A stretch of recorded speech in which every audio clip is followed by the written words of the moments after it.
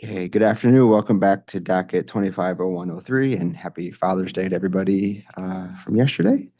Um, so start with the company. Of any administrative matters, attorney, please.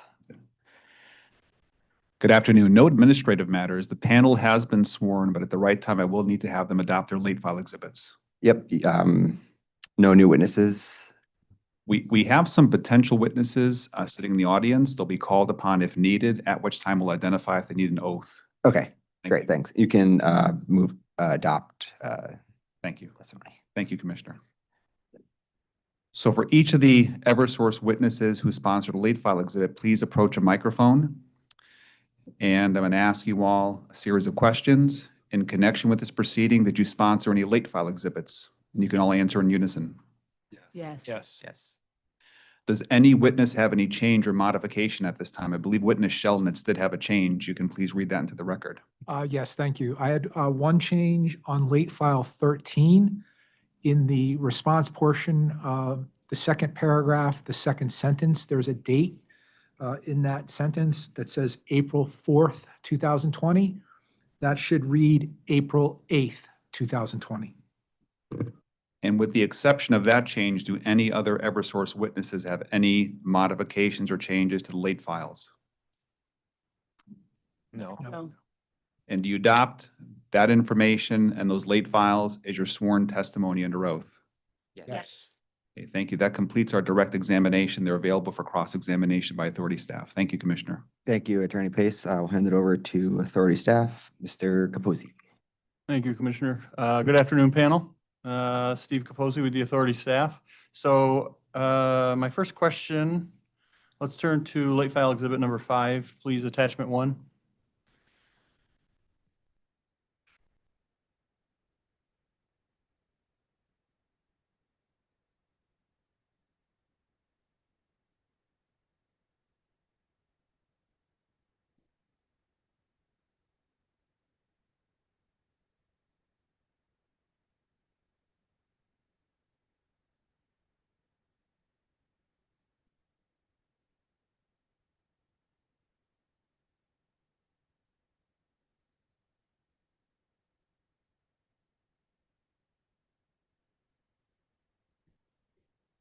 Page 5 of 7, please, and let me know when you're ready.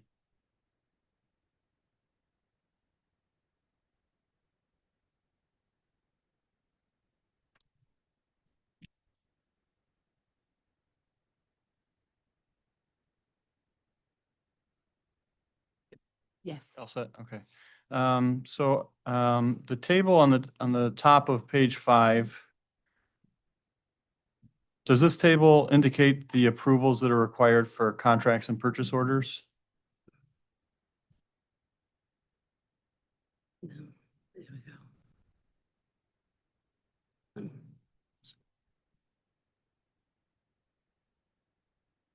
So the page that's identified 5 on the bottom of the page, or is it 4 or 5 that you're referring to? On page 5 of 7, the first table, the table on the top of the page. Yep, it's the same. Is this? Yes. That is, Purchase orders, so that's for invoices, DRs, purchases, right? invoices. The DRs, the contracts and purchases are this table below. The table in the top is associated with desktop requisitions. The table down below where it identifies purchases, that's what would be applicable to contracts. I apologize. POs. Okay. So purchase orders, the lower table is for purchase orders. Yes. Do purchase orders typically require only procurement team authorization? So prior to a purchase order being initiated, a DR would need to be raised, and that would require business level approvers. Once the PO is generated, then it would require procurement authorizations associated with the DOA table. Okay, thank you. So the top table, any DRs fundamental to a purchase order would have already been approved by the authority levels in the top table. Is that correct? That's correct, with limited exceptions. Okay. Okay, let's turn to late file 6, please.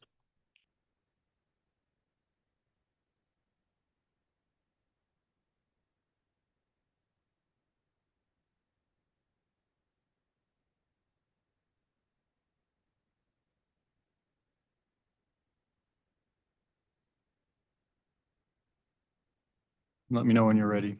I'm ready. So I'm referring to the William Scotsman item down at the bottom. In the bullet, can you explain what it means that when it says a contract was removed in order to increase the associated purchase order value? Yeah, absolutely. So the way that the system functions is that you have a contract that will have a maximum level. If the POs that are supported by that contract, including any costs that are associated, exceed that value, it won't allow the requisition or the purchase to be revised to increase it. The system will stop that. In this case, what had happened was that we had a back due invoice, and we had come to a negotiation with the supplier to make a payment in order to bring those funds to current. In order to utilize the same PO, the agent systematically put in a ticket to remove the contract, which is against best practices.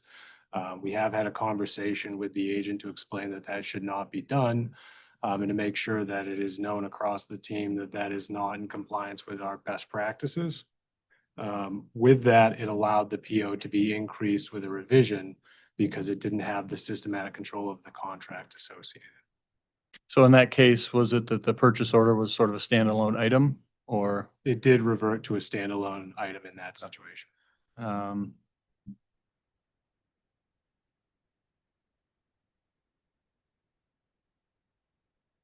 I'm just thinking back to the questions I had just before that on the authorization levels. So did that process where the contract was removed, did that involve any approvals that are typical with that are required for desktop requisitions? Quite honestly, there is no formal process associated with that. It was an IT ticket to do a data hammer. So it is a very uncommon process for us. You know, we've explained to the agent that that is not the way that that situation should be handled. In an ideal state, we would have revised the contract to increase the value to accommodate the necessary dollars and then revise the PO accordingly. Okay, thank you. And data hammer, what does data hammer mean? So that's a process used by our IT function where you would be able to modify the values in certain fields systematically through a batch process that would allow you to, circumvent the system controls effectively. And that's done by IT team, not by procurement or something? That's correct. That's correct.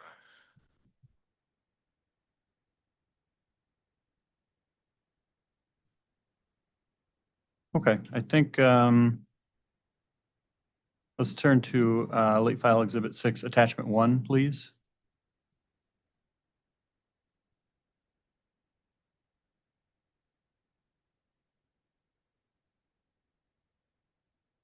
I'm ready when you are. Okay.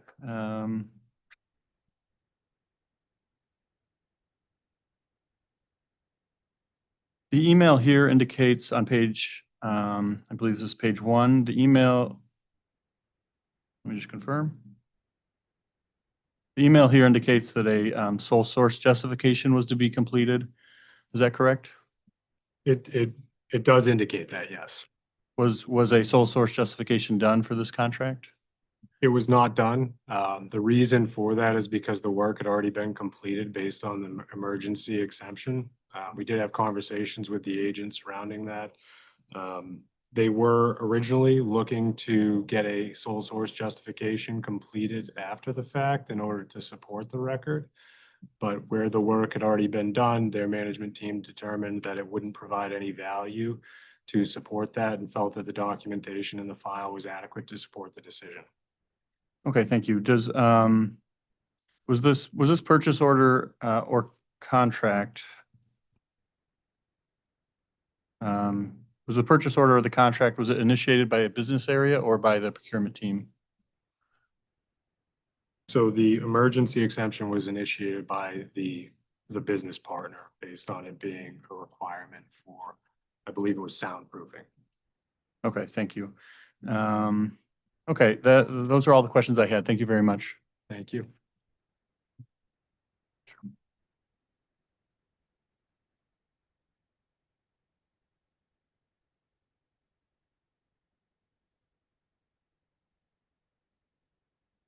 Good afternoon, Jonathan Norton with Authority Staff. I just have a line of questioning regarding late file Exhibit 4 on the company's capitalization policy. So in regards to late file Exhibit 4, which describes the capitalization policy of the company for computer software that is purchased or developed, is it the company's testimony from the May 28th, 2025 hearing that when the company deems it necessary to capitalize labor costs that are, or that a quote, representative amount is allocated out of O&M and charged to a specific capital project?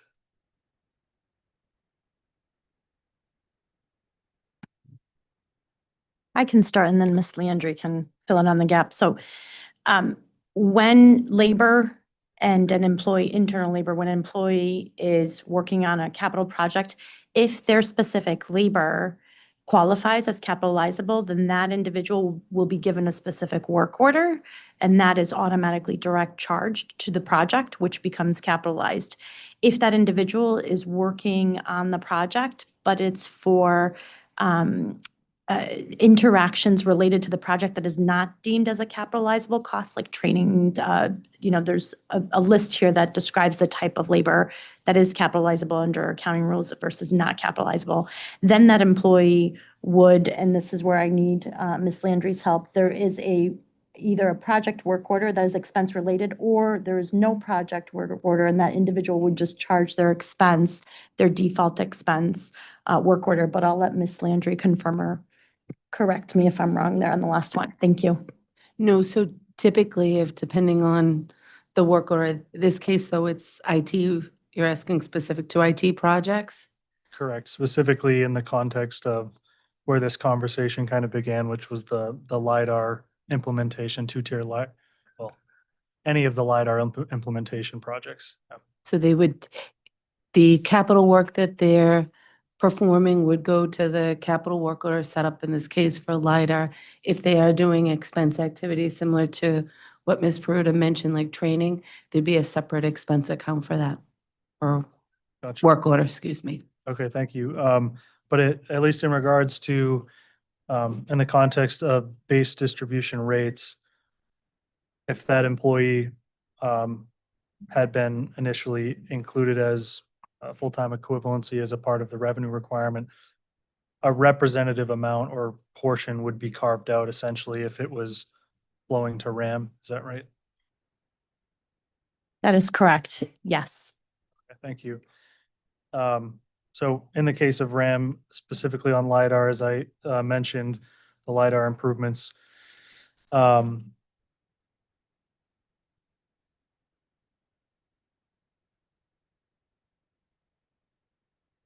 the carved out portion of distribution rates is based on the company's last rate case test year data. Is that right?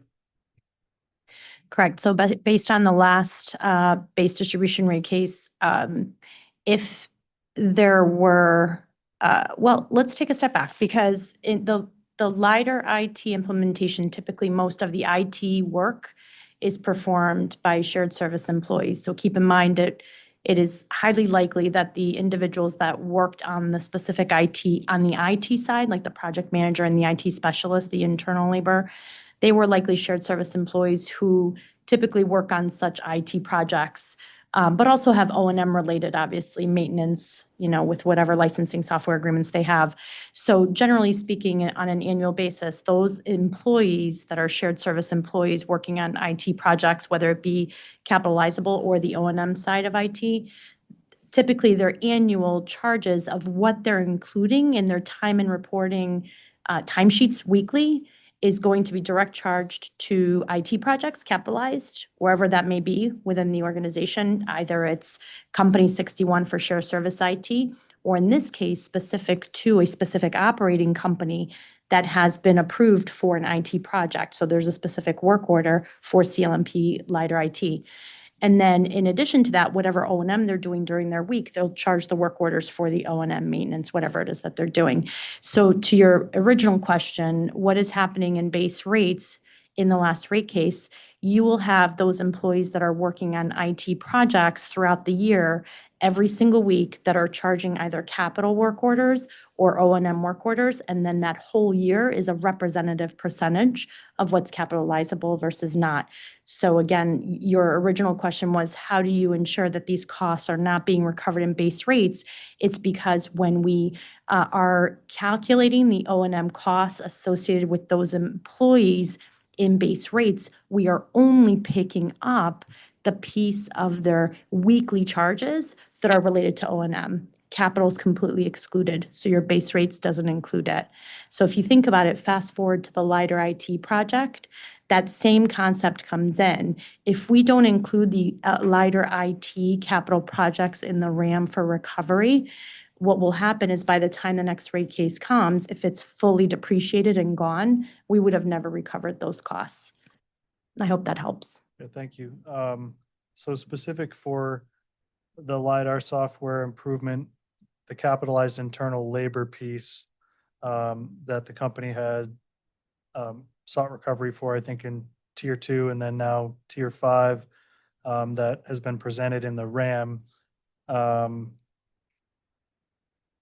For just the internal labor piece specifically, are these actual costs that are being incurred, or is it that associated representative amount that's calculated as a result of the capitalization percentage and base rates? So that's a good question. The representative amount is just to remove it in a rate case application.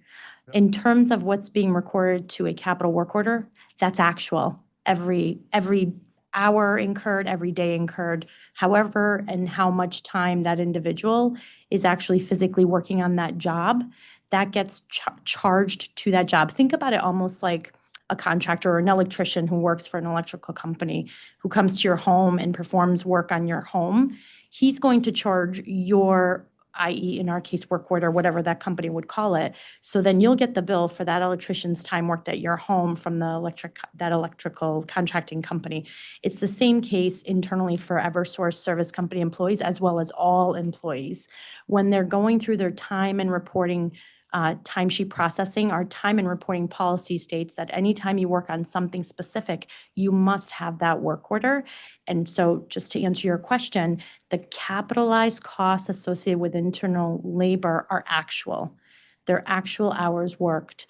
The representative amount it only comes into play when we're coming in for a rate case in order for us to ensure that what we're going to be including in base rates as O&M is representative of what we believe to be for that test year an appropriate amount based on our best estimate, best calculation for the data that's included in that test year.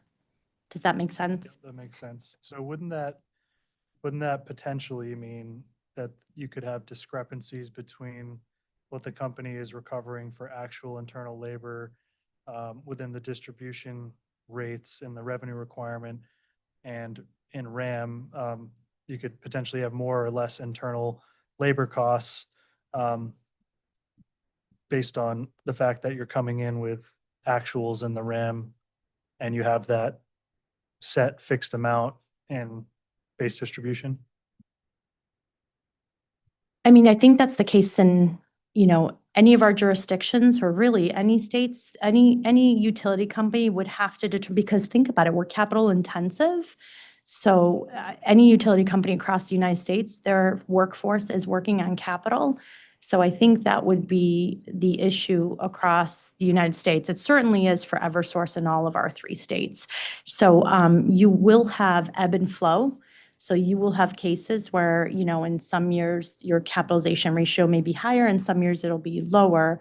So your question is a good one, but I think that's the challenge in the utility industry.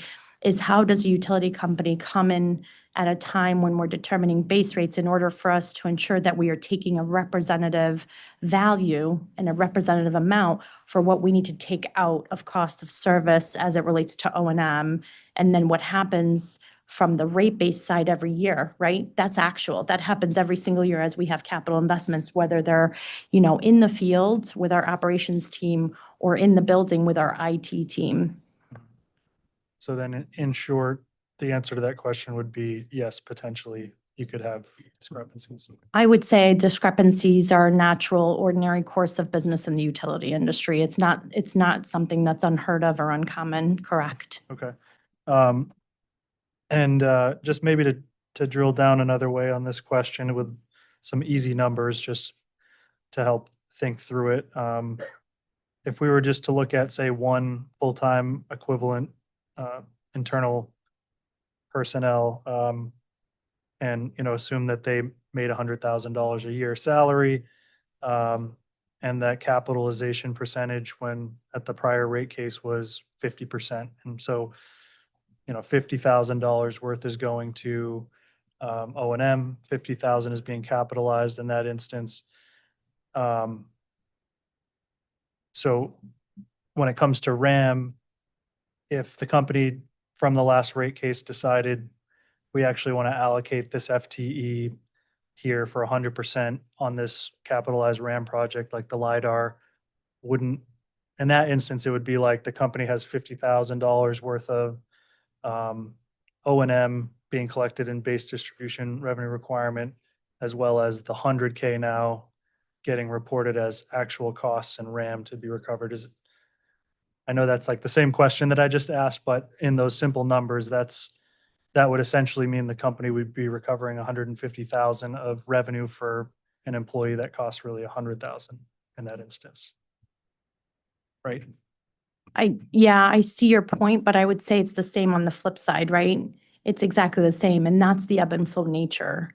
Because you could have an employee where we have a capitalization ratio in the test year of 50%, but then we only need him 25%, right, for capitalization. So we actually have 75% of his cost flowing through O&M, but we're only recovering 50% of his salary. So we're essentially losing out. So I think you would have ebb and flow because the capitalization ratios will vary depending on, whatever the needs of the company are for that particular year. Whatever happens, it could be a year of high storm restoration efforts. I mean, there's so many variables that could happen in any given year at any given time that will, have impacts in terms of what the workforce is doing where and when. The IT, though, this is specific to IT. I think, IT, we have the IT employees in-house that are usually like the PMs in our IT in-house team, I'll call it. They're typically working on these capital projects. And so you're going to have usually the same sort of variability that's tighter on the IT side in terms of, how much of their time is being worked on, building, upgrading systems. So I get your point, but what I'm trying to convey is that is not something that is atypical in the utility industry. That is something that we have to do our best to make sure that when we're building base rates, that the capitalization portion that is being pulled out of cost of service is a best estimate, is based on underlying data for that particular test year that is as concise and as appropriate as we can draw it out of our systems, our general ledger system. Thank you. Are these potential discrepancies that could go either way, as you pointed out? Are they, is it something that the company is regularly tracking, understanding that that base distribution is based off of a best estimate at the time of capitalization rate? But is that, as years go on after base rates are set, is that discrepancy between the RAM mechanisms and the dynamic that we had just discussed something that the company is tracking on an employee by employee basis? I just want to make sure I understand your question. If you wouldn't mind just repeating it. So potential discrepancy between the revenue requirements set in base distribution rates and changes to that based on what the company decides for individual employees and where they're coding their time that could potentially flow into RAM. Are those discrepancies being tracked by the company on an employee by employee basis? Not by employee basis. No, not for the RAM. If the company were to experience a discrepancy, either where they're experiencing a windfall because of, additional revenue coming in, or potentially receiving less revenue as a result, where would that go essentially in the company? Would it go to the bottom line shareholders, or if not, where? I just want to ask a clarifying question. Is the line of inquiry here just in terms of when you have differences between the assumptions you rely upon to set base rates versus what happens years down the road? Is your question along the lines of, does it really shake out with the allowed ROE as compared to the actual and the earnings sharing mechanism? Is that, I just want to make sure the witness provides you with what you're looking for. I don't think that I'm necessarily going the route of the ROE, more so that as those actual costs get presented in the RAM, that, in my example where maybe once your estimate was half of that individual's time is capitalized, and then the company makes procedural changes with staff to incorporate 100% of that person's time to capitalize projects, where would that additional 50% of revenue go on the company's financial statements? Yeah, I think Mr. Pace is heading in the right direction, because when we come in for a rate case, we're setting a revenue stream that allows the company an opportunity, but not a guarantee to earn a return, right? So you're setting that revenue. That's the revenue that we rely on in order for us to continue to operate our business going forward until the company's next rate case. The level of precision that you're requesting is not something that the company performs. The LiDAR IT capital project was allowed for recovery in the RAM. And so we tracked it. Every dollar that was spent, that was capitalizable, of course, and that's what we included in the RAM. There is no such level, because, again, to Mr. Pace's point and how the company continues to stand, is that revenue is an opportunity for the company to continue to operate and maintain its business and to serve our customer, to provide our customers safe and reliable service, and at the same time be allowed an opportunity but not a guarantee to earn the return. That was approved in the company's last rate case decision. Okay, thank you. Would these potential discrepancies in additional or less revenue coming in for the company between base distribution and RAM components also potentially apply to the ESI?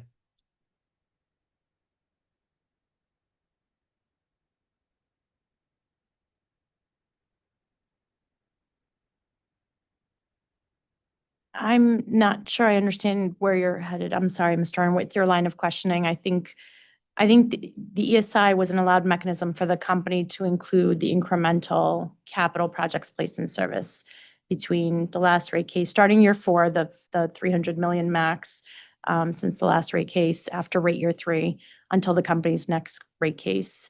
It's an effort, again, for the company under the settlement agreement to be able to be given a level of funding so that we can continue to, again, provide safe and reliable service to our customers, while at the same time being given a revenue stream that will provide us that opportunity.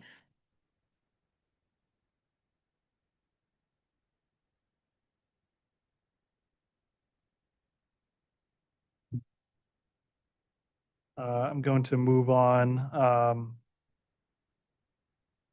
Well, at least one more question on that, however, specific to the NBFMCC mechanism for the clean energy and grid modernization full-time equivalencies. It's my understanding that these labor costs would likely not be subject to any type of discrepancy in regard to what we had just discussed because they're all expensed annually. Is that right?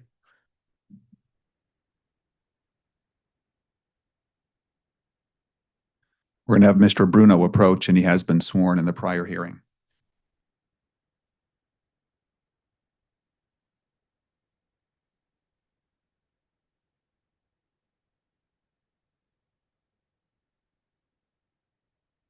There you go. Yeah, I think when we were here last time, the labor costs are already included in the RAM right now, but they're expense, not capital. Correct. Right. Thank you. Just a couple more questions.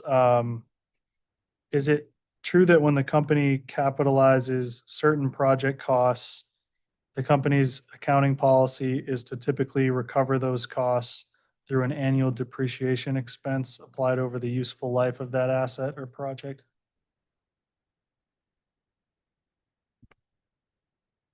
That is correct. It's recovered over the life of the asset, whatever the costs capitalized were, correct? Okay, in regards to the potential recovery of capitalized projects within the RAM, such as the LiDAR implementation costs, is the company following the same methodology of only charging customers the depreciated portion of those costs year over year? Or is there a different methodology that the company uses for expensing capitalized projects within RAM?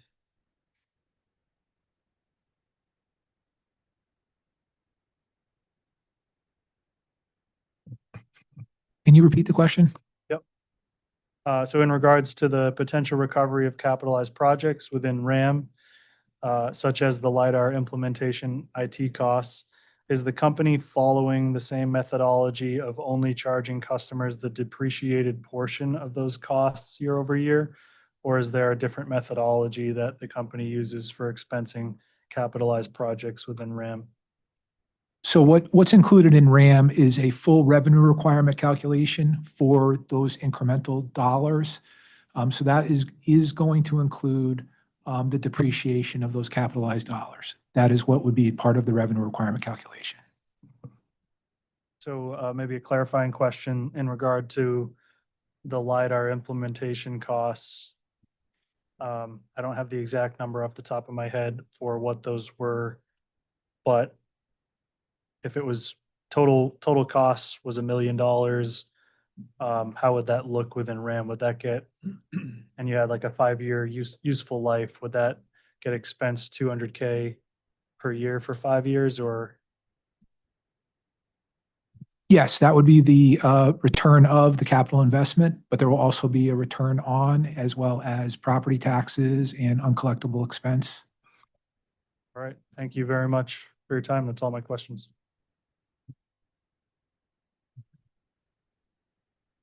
Nope. Okay, thank you, authority staff. Move on to the OCC.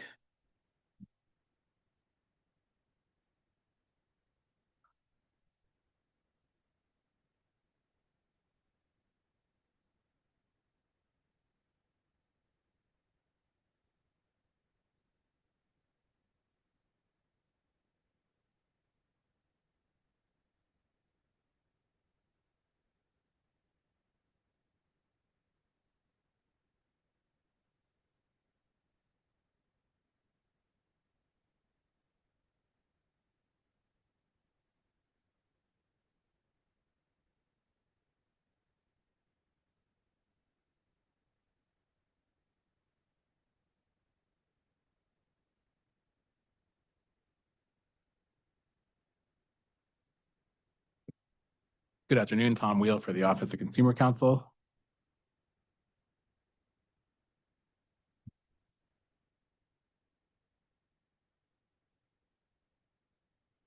Good afternoon.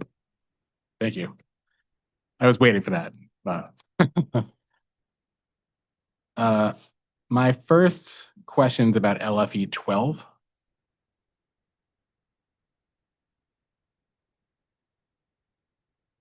Oops.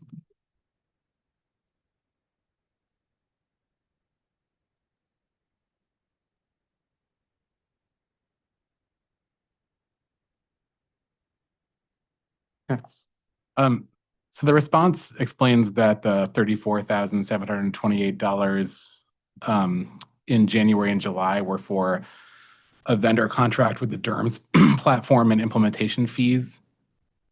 Was the company only billed in January and July for that contract?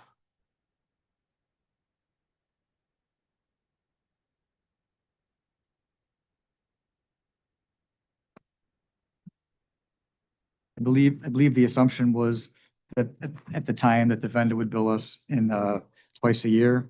I can confirm, I don't know for sure whether they billed us monthly or in those periods, but I can find out. I have people online. Okay, But in general, what that was, is that's for the CNI DERMS platform, which dispatches CNI resources. And then the overall DERMS platform is new to Eversource this year from that particular vendor. So they had to give us the price for the full year. I just don't know the answer of whether it's billed in twice a year, whether it's billed monthly. okay. And just wanted to add, is this in reference to Exhibit 22? Is that part of the known and measurable filing? Yes. Okay, so next year, however it was ultimately billed, it will be reconciled in the months that it actually occurred.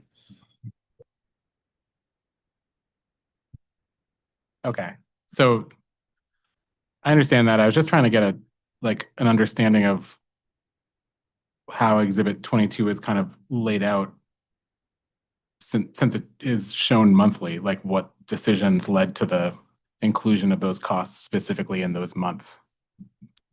Is there anyone who can, I mean, just looking at Exhibit 22, and there are, January and July specifically stand out with those very specific numbers. So I was just curious, like, why those specific numbers were applied to those specific months. Yeah, I just got a response back. We get billed twice a year from this particular vendor. Okay. Thank you.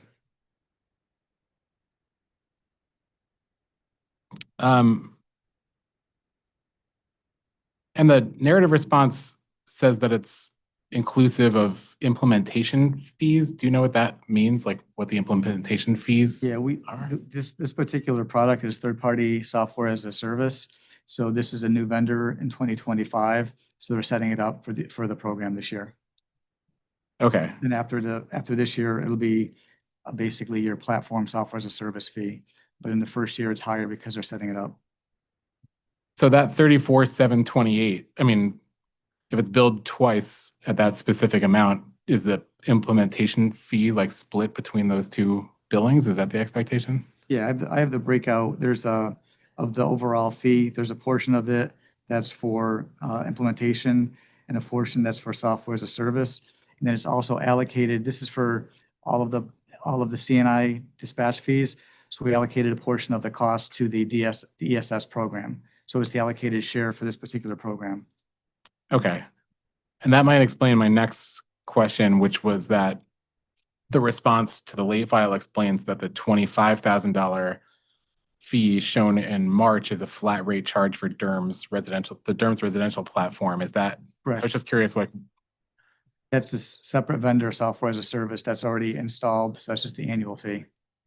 okay, so the 34,728 is specific to the new like storage specific cost, and then the 25,000 is but this Exhibit 22 is just for storage. So is the 25,000 the total DERMS costs? The 25,000 is for the residential platform. So basically there's two different platforms, one for CNI customers and one for residential customers. Energy storage is one component of the overall active demand response portfolio. So then it gets its allocated share. Gotcha. Okay. And is that 25,000 for residential just also billed twice annually? Is that why it's shown in March and June? One fee is for the service fee, and the other fee is for the price for devices, both billed annually. And the contract for 25,000 for the service fee, that's a fixed contract piece. And then the price for the other 25,000 was estimated 500 batteries at $50 a battery. What exactly is that fee for? Like for what is the $50 the battery paying for? That's basically the way the particular vendor prices the dispatch service to do it.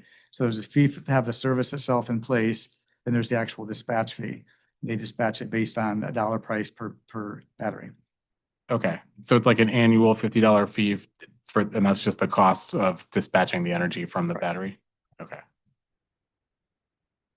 The late file also explains that the $15,000 cost in October in Exhibit 22 is the estimated cost for tracking systems updates to support the new application process. Could you just explain what that means? Like, Sure. So in a different response or different cost recovery portion of late file, there's the distributed energy resource portal. That's the main portal that contractors and customers can log into to basically interconnect whatever device they have, whether it's solar, batteries, et cetera. But when customers want to interconnect batteries and they need more information about our particular program for the ESS program, we have to make some modifications to that portal. So it's an estimate for some changes to some text boxes on the main DER portal that are attributed to this particular program. So the DER portal is for any customer or contractor, like I say, solar, any kind of interconnection. But then if they're going into interconnect for a battery, we need to do some information to provide to them for this particular program. And so that's that cost to make those modification fields to that system. and is that paid to the same vendor that's the providing the Same vendor. platform? Correct. Okay. And similar question to where I started, just curious again, like why that fee, the 15,000 and the 25,000 for the battery dispatch fees are shown in only 1 month? Is that also how they bill, like just once annually? Yeah, we envision the 25,000 for the fixed fee that's billed once a year. The other fee for the developer, we're thinking they could do it in a month, so it'll be just 1 month, but it may be, to Mr. Sullivan's point, it may be split over 2 months if it takes them 2 months to do it. Okay. Thank you. LFE 13 is my next set of questions.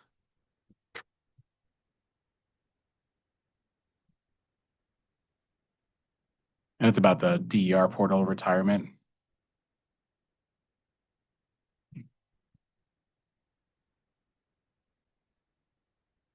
We have that. Okay. Thanks. I went down kind of a rabbit hole on this one, and I have some slides to show to kind of try to figure out, hopefully help you, you can help me explain what I'm confused about. And just to be clear, before we show the slides, I just want to confirm that's the information in the record, correct? That we're going to be showing slides? Some of it, I mean, I don't think slides need to be on the record in order for me to ask questions about them. I mean, they're all slides that are things that have been filed and that are like referenced in this response, but some of it isn't. This response references things that were filed in 2003-01. So some of these are those filings. So I'll just reserve the right as we go through the slides just to see if it's something the witness can respond to, but we're fine with proceeding on a per slide basis. I just wanted to confirm the source of where the information is being shown to ensure that the witnesses are prepared to respond. Thank you. Sure. My first question before I get here is, given that the DER portal was fully depreciated as of mid-2023, why was it listed on the original response to OCC 6 as a $250,788 capital cost that was in rates effective July 1st, 2024?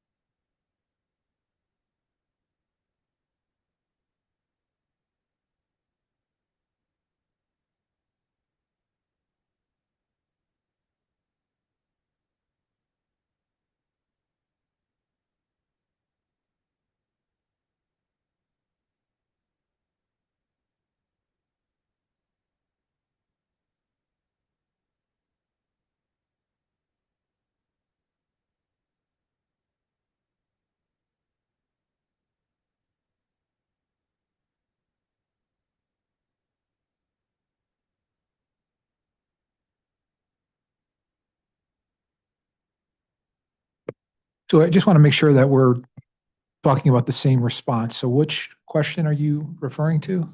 OCC 6, which was the late file asked Okay. to refer to. So that was the amount that was in rates for, what was the date? Their actual 2023 costs. What rates were in effect? So the costs that will-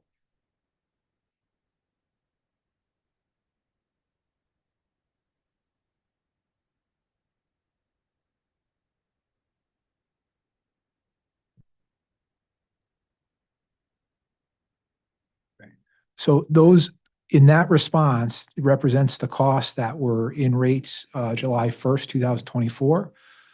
So those would have included the 2023 costs, and that's why you're seeing 2023 costs in there.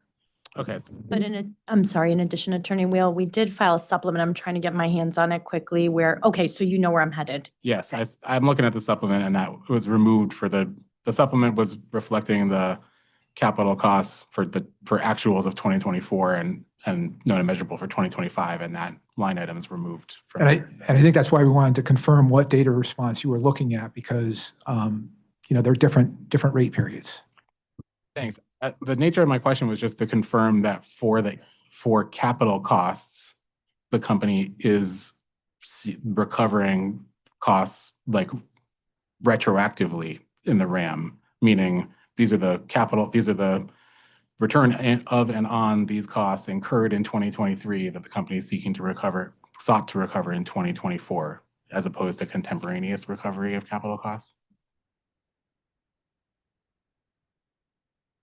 Well, our reconciliation is for the calendar years that those costs are related to.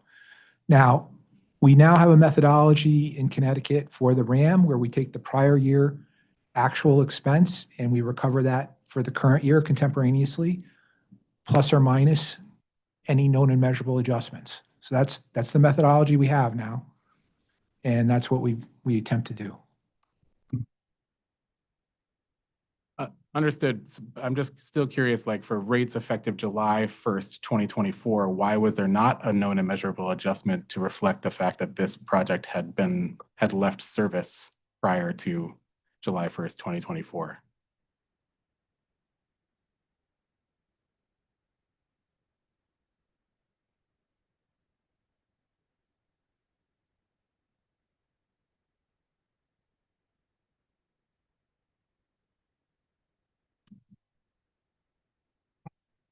If you could just let us take 1 minute, because the supplemental indicated that the DER portal did roll off. So just give us 1 moment to go back to the known and measurable.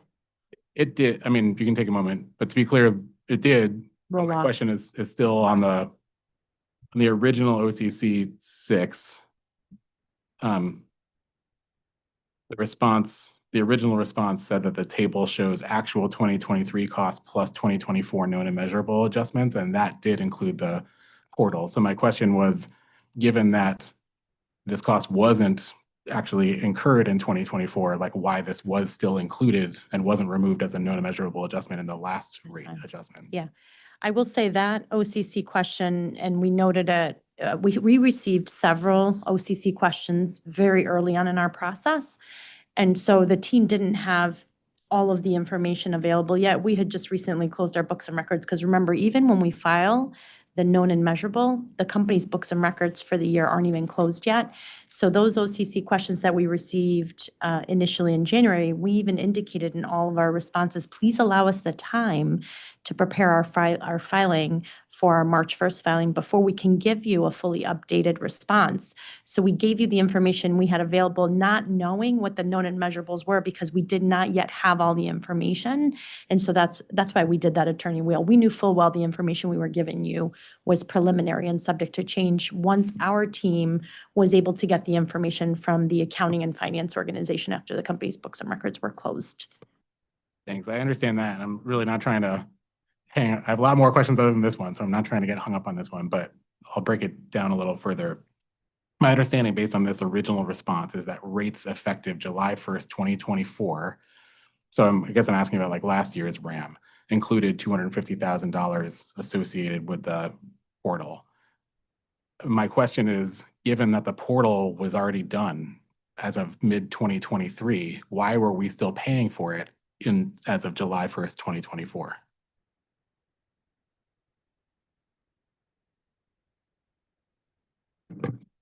So we definitely would not have had it flow through the rate reconciliation mechanism. It would have rolled off after the depreciation was completed. So if you would just give us a moment, it may have been that because we did correct this via the supplement. That's why I'm saying we have to be careful. I would not rely on the original because it was based on preliminary information. When we filed the supplement, we corrected ourselves knowing, like, the three of us, Mr. Shelnitz, Mr. Murray, and I reviewed the information with the team, and then so we updated it. So if you will, it superseded the first one. But what I will say, Attorney Wheel, is in cases for this particular project, we monitor this very carefully. Our team monitors it and knows that once it rolls off, it comes through in the month in which it rolled off. So we can certainly get that to you if you want on read-in at the end and allow, Mr. Murray and Mr. Shelnitz and I to get it. Sure.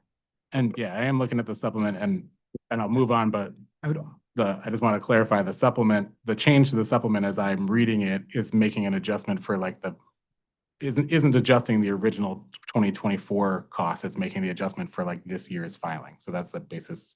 Yeah, and so I just also wanted to add, to the extent that anything might be included in rates that didn't actually occur, there would be an over recovery in this instance. It sounds like you're asking about, why are they paying for it past a certain date? Well, that would generate an over recovery to which customers would receive a carrying charge for that over recovery. So to the extent, a minor amount might be missed in a known immeasurable, that's the practical effect. Customers will be given carrying charges on it. Okay. Thanks. So back to the question I was going to ask about the response with the item on the screen that I think Attorney White pulled back down because she didn't know if I was ever going to get there. This late file references an April 4th, 2020 compliance filing in docket 200301, and I could not find a compliance filing from April 4th, 2020. And that's the reason I have this on the screen, is that I'm hoping can someone let me know like which compliance filing that intended to reference? So at the beginning, we asked, Attorney Pace asked if we had any corrections, and we put a correction in the record. That should say April 8th, not April 4th. April 8th. Okay. So what's that? It's compliance. It's compliance. So that would be that correspondence on April 8th that we see up there? So yes, so it's the RAM filing, which I believe is on correspondence there.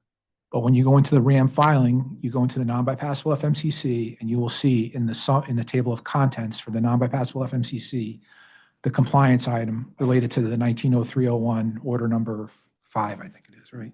Okay. Thank you. Yeah, order number 5. While I was in this 200301 docket looking for that compliance filing, I opened the June 4th, 2021 compliance filing. And there was an exhibit in there that showed 2018 through 2020, the capital program. It was exhibit D in that docket, and we have that as the next slide. The only comment I want to make on that would be, I had no objection to the prior question because, as Attorney Wheel pointed out for the prior question, we actually referenced the April 2020 filing, and because we referenced that, I think that's fair game, and I was fine with the prior questions. But my question before we proceed with this next series of questions would be, is there somewhere in the RAM docket that my clients have said they reviewed this and they cite to it? So that's the connection to the current RAM docket. I just want to ask Attorney Wheel if there was a cross-reference. I don't think there needs to be a cross-reference for it to be relevant. My questions, I believe this is the same project that we've been talking about in this line of questioning in this RAM docket. And my questions are getting at some confusion between numbers that were reported in this docket and numbers that are reported in this prior docket. And if the witnesses can't respond, we can just take their lack of response for what it is. But I don't think the witnesses need to have confirm that they looked at this exhibit in order to potentially explain this disparity. Yeah, my point just is when I produce a witness panel, the expectation is they've read what we filed and what we cross-referenced. To the extent something is brand new that's currently not in the record, we can make an effort to respond to it. But if they can't, then we'd like an opportunity maybe to supplement the record, which we could do, if that's acceptable, just to make sure we get the response to the question. So I'm fine with letting Attorney Wheel proceed to ask his question, but just with the caveat that this is not currently part of the record. The witnesses will make an effort to try and respond. If they're not able to, we'll ask for permission to submit a written supplement so we can respond to the question in writing if that works for the commissioners. Let's proceed, OCC proceed with the questions, and then if we need to create a supplement, we can do that. Sure. Thank you. So this filing was for, I can wait for the panel to confer.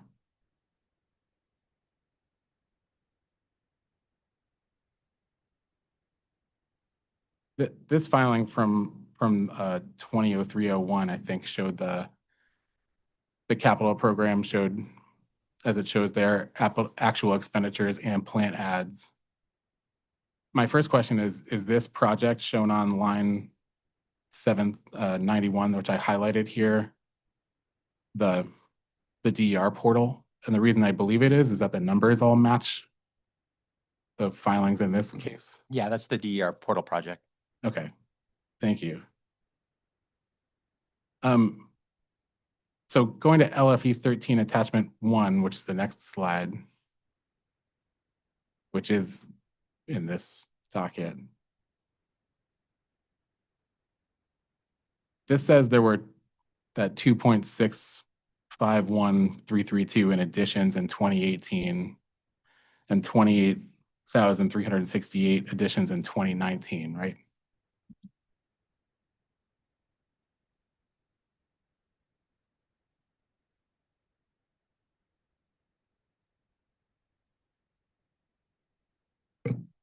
And the sum of those 2 years of additions, 2018 to 2019, is how you get to the 2.679 million. Yes. Is that correct? Okay, so back to that slide we were just looking at before.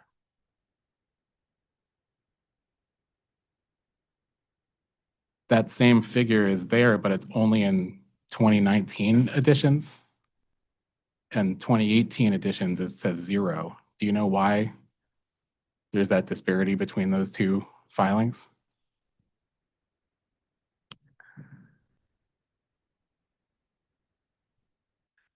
And I would just say to our witness panel, since this document's not on the record, if they can't answer, Attorney Wheel would like to exercise the ability to submit a written supplement to provide a response to Attorney Wheel into the record. And we can call that a supplement to late file 13. Well, would a read-in, I mean, I'm more than happy to take even a quick break in an attempt to give the company witnesses time to track down the information, if that would be amendable. Thank you, Commissioner. So for the witness panel, the Commissioner has offered the opportunity. If you think it's helpful, would you like a brief recess to discuss the issue? Or based on the scope of the question, is your request for the Commissioner that we just submit a written supplement?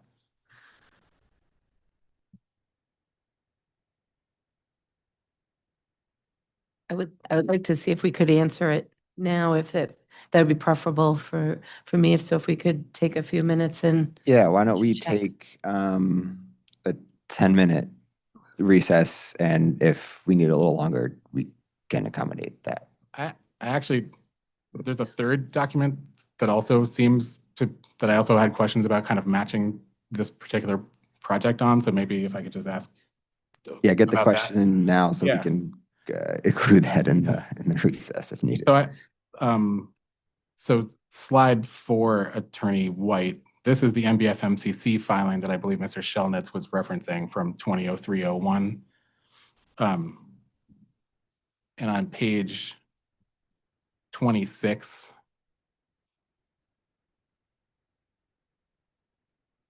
that shows 2.7 million in CapEx in 2018 and 0 in 2019. So the question is, I recognize the distinction between CapEx and cap adds, but the question is just that these 3 different exhibits, like as to this particular project, don't make sense to me in terms of like what was spent when and what went into service when. So that's ultimately the question I have. Ultimately, the question is like, which of these is right? And just to be clear, is the document now shown on the screen showing, if Attorney Wheel knows, additions or capital expenditures? Expenditures. Okay, thank you for the clarification. So we can proceed if it's acceptable to the commissioner to have a 10-minute break and they can discuss the three questions that were asked of them. Yeah, why don't we do that? Let's take a 10-minute break and reconvene 10 minutes. Thanks. Thank you.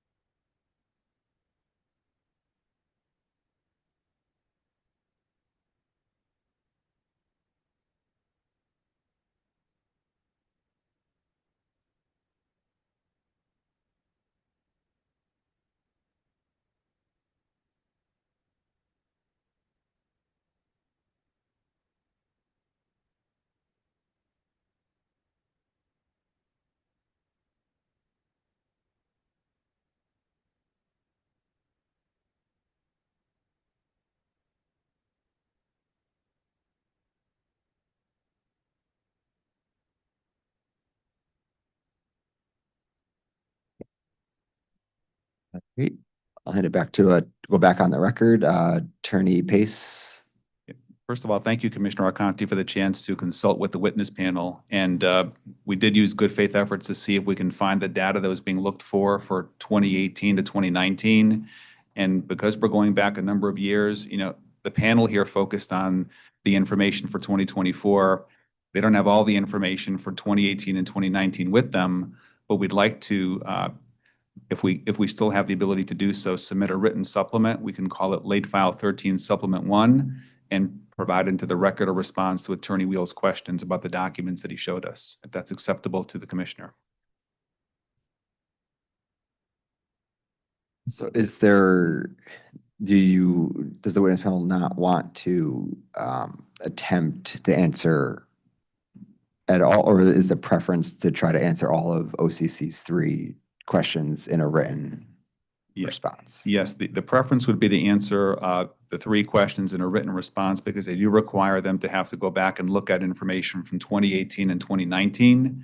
And since the focus for today's proceeding is the reconciliation of expenses for calendar year 2024, they don't have all that information at their fingertips. We want to make sure we get it right and not try and do it on the fly. And we feel that the best way to be able to do that would be through a written supplement to the late file. Okay. OCC?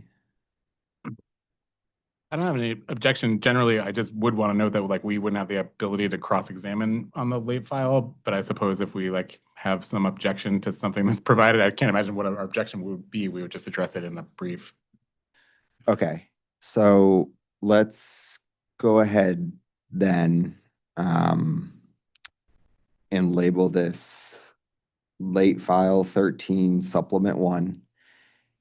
And I suppose we'll address the due date time at the end during administrative matters, if that's amendable. Yes, that's acceptable to the company. OCC, it's okay. Sure. Okay. And would it be helpful if I could just identify the 3 documents more specifically Sure. that I'm looking for? Okay, so the first would be docket 200301. There was a filing on June 4th, 2021. And my questions, we're looking at Exhibit D in that filing. And it's row 791. So that was that big first spreadsheet I put on.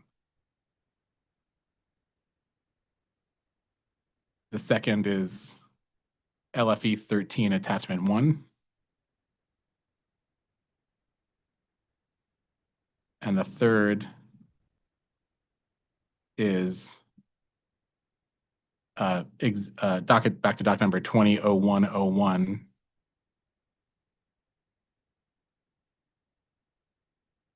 Sorry, docket number 200301, Exhibit 3, which is the NBFMCC filing in that docket, page 26.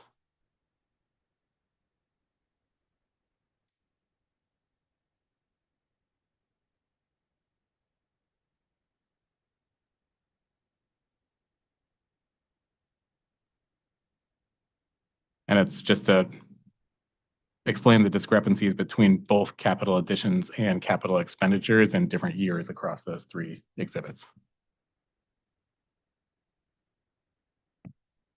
Okay. Thank you. That was very clear, and the witnesses understand what Attorney Wheel is asking for. Thank you. Okay, thank you. Thanks. My last question, if we're ready, is still about LFE 13, but not about any of those slides. It's just about the narrative response. The response in the last section says all operations and maintenance costs for both projects are included as part of the company's regular IT budget. The question was just, does that mean it's in base rates?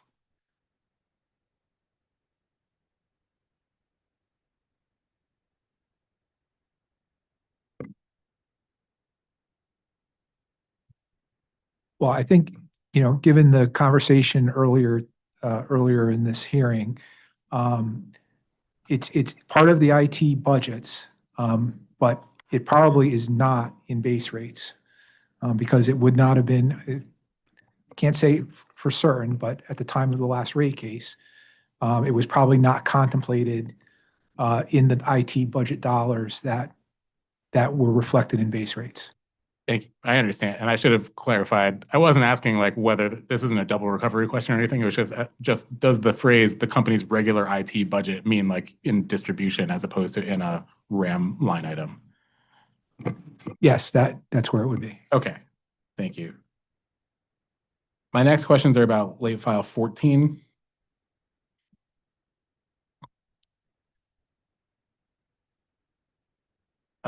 So my first questions are just about late file 14 attachment 1.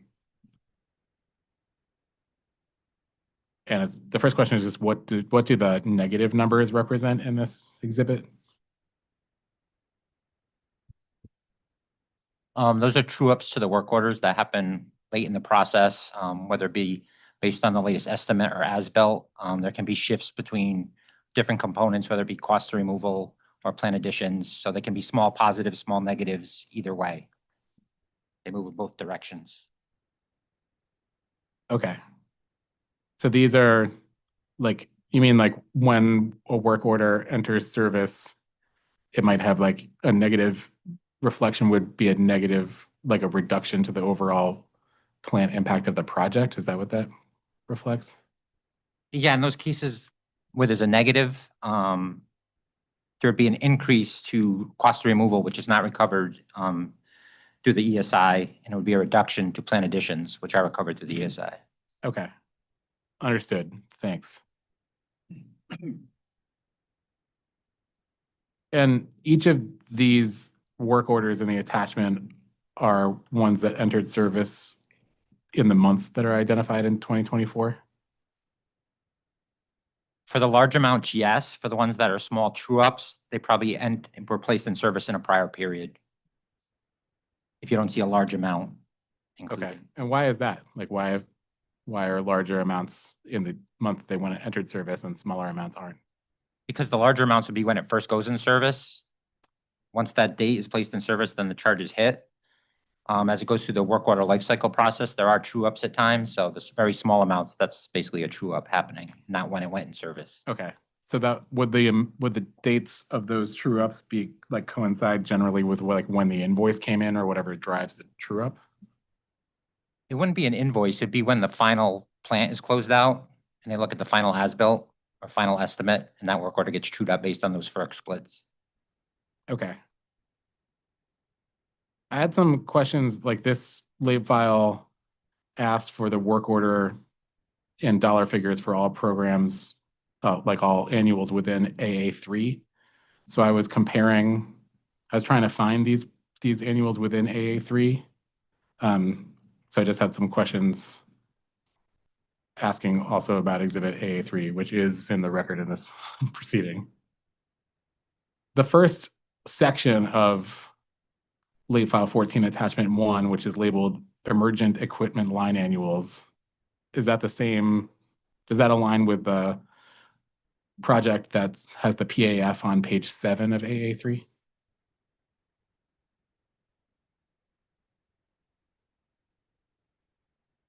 Yes, that is correct. Okay. And I saw in the executive summary on page 7, this program is for replacing failed or obsolete equipment on the system where work orders don't exceed $500,000. That's correct. So does that rule, the $500,000 rule, apply to the annual additions per work order as opposed to like the individual monthly additions?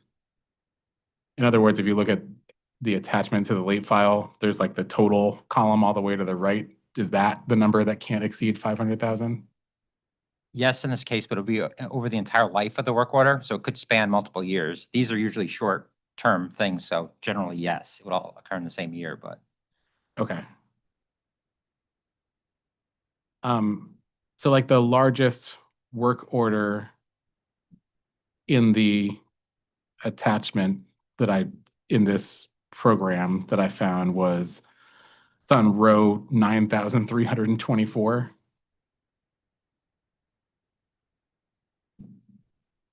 Which is for $459,956.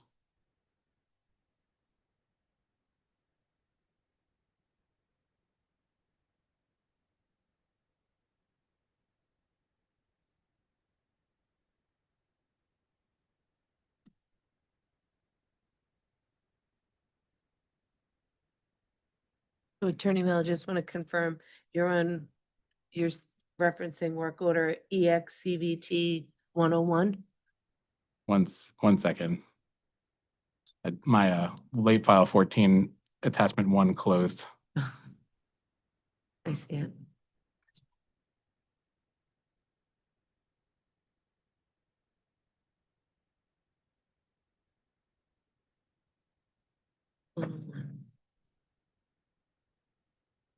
Yes. Now it's slowly opening because it's a very large file. Okay.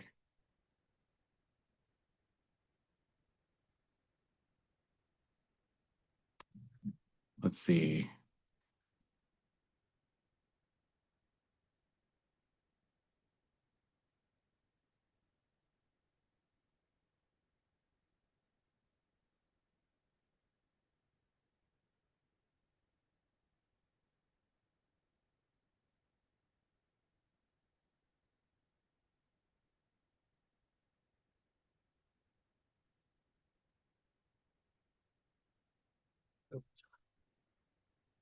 Sorry, I'm still having computer problems. I'm almost there.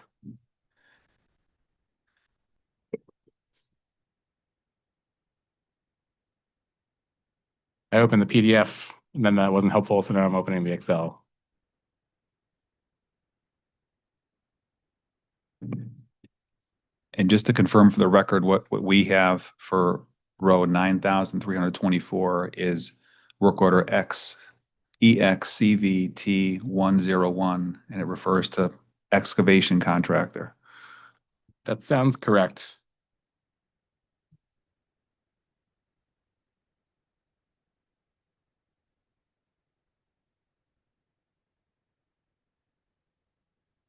Okay.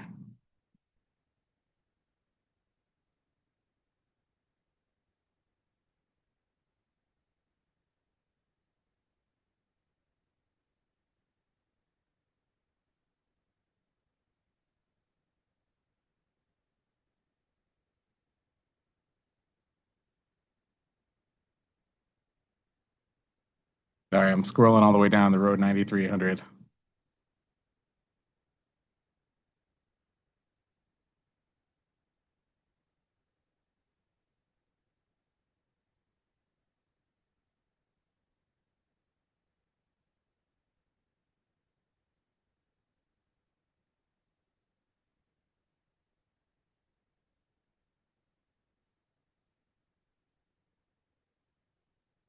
Okay.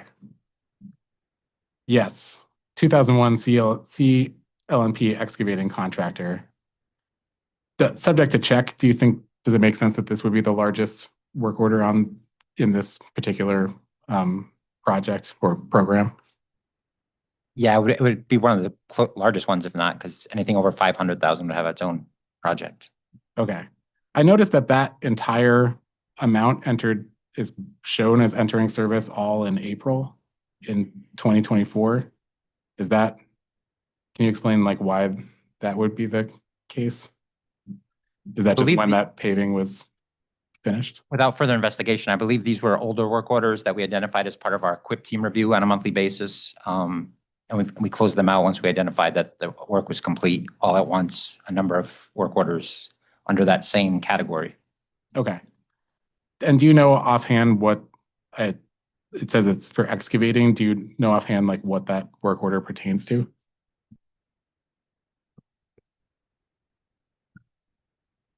And where I'm going with this is if you have the Excel file open, the next like 10 work orders in that same row like seem to have very similar names. So my question is like, do you know why they're different projects and what they generally are? I mean, work orders and what they generally are.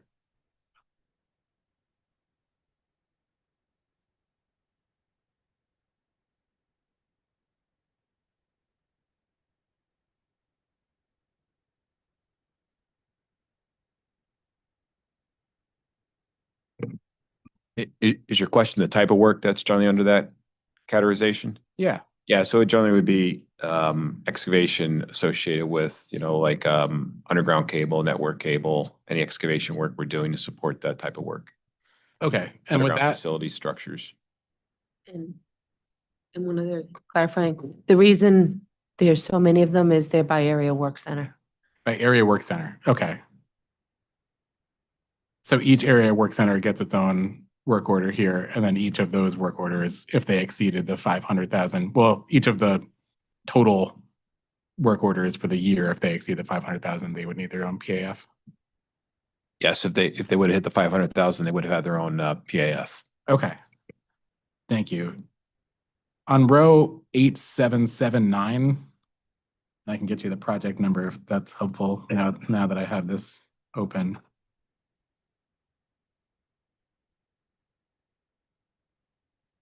It's labeled in parentheses EM and then out of parentheses ZK Simsbury pole replacement. My question is just if you know what that designation EM ZK means, because I saw it on a few of these.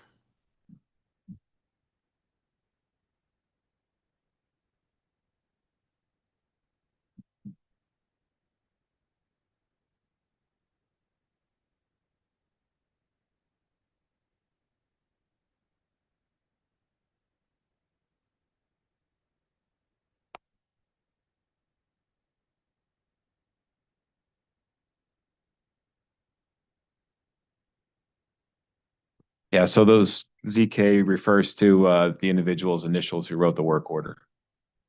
Okay. Do you know what EM in parentheses? EM would have been emergent work. Emergence work. Okay.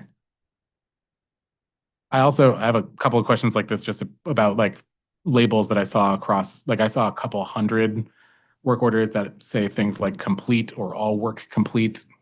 Do you know like why those are labeled that way?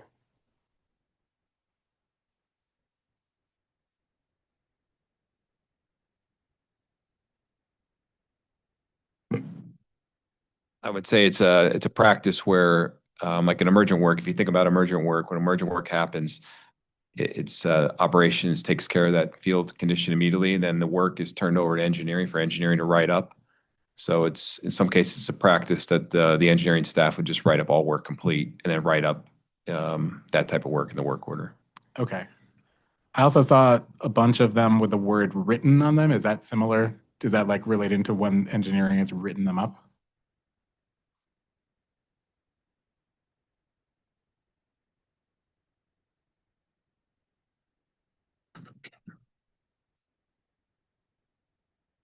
It's a work practice to so we could sort the work orders. They'll list it as written, so they know that they can go grab all the ones that are written, meaning they're done. Okay. On row 2034, there's one that's labeled AWC comp. Does anyone know what that means? Just give me a second to get there. 2034. Yes.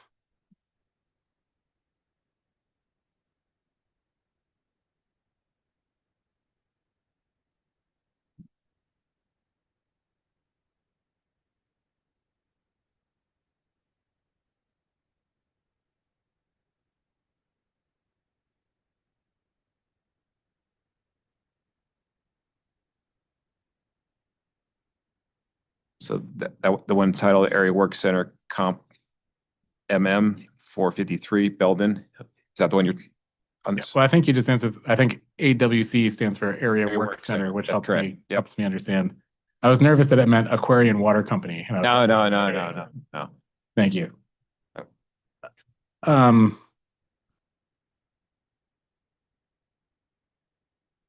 On row 2541, there's one that says Salisbury, and then there's an address that I won't read into the record just because I assume it's a customer address. But it says Salisbury, and then it says an address, and then it says trim. Do you know what that would have been? Did you say 2541? 2541, yes. I don't have that on mine's titled RL 175 Byram Shore. Okay, I might have written it down incorrectly. Oh, 2549. 49. Okay.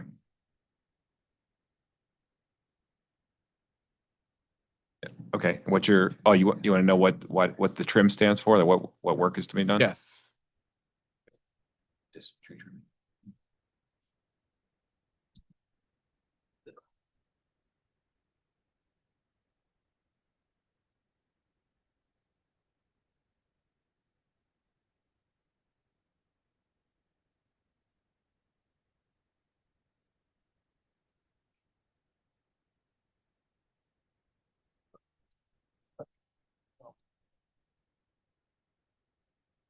Yeah, so just pulling up the work order here, it was to actually trim what we call our secondary cable.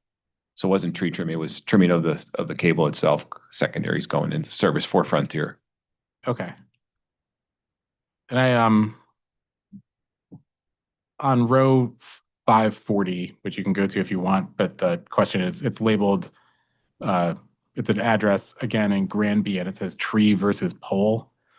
My question was just, given that this is about replacing failed or obsolete equipment, would that include like replacing equipment that's the result of like a car impact on a pole?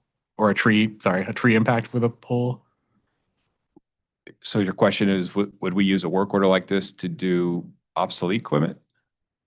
My question, this is sort of similar to the questions I had in the last hearing about my understanding that like resilience investments are not included in the ESI, and tree versus pole, I would assume, would have something to do with like vegetation contact or of some sort. Yeah, But then also that this program, according to the AA3 document, is about replacing failed or obsolete equipment. So I was just trying to find the connection of like failed or obsolete equipment on a tree versus pole scenario.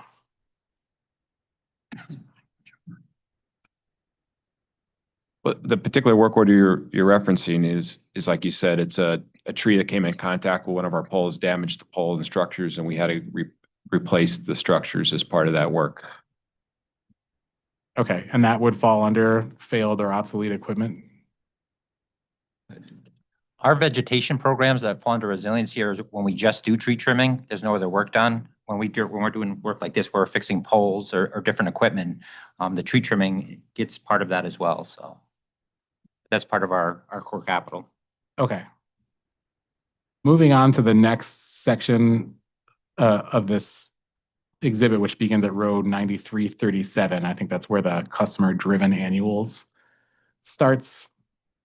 My first question was whether that corresponds to page 11 of exhibit AA3.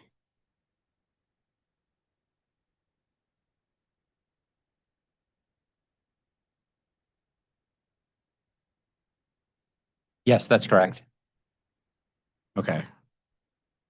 And this description says that on AA3 says that this annual covers distribution overhead, duct, and direct buried construction, including transformer purchases required to serve new customers or to upgrade service to existing customers, right?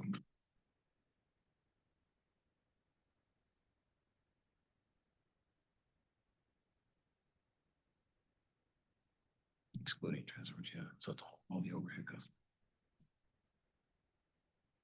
Yeah, so that would be all the requirements for doing customer-driven work, excluding the pre-cap transformers. Okay. And I had a couple of similar questions where I identified things like line items in the spreadsheet that reference tree trimming, but would it be similar, Mr. Toronto, that if tree trimming is necessary to connect a new customer, then that would also fall under this program? Yes, that's correct. Okay.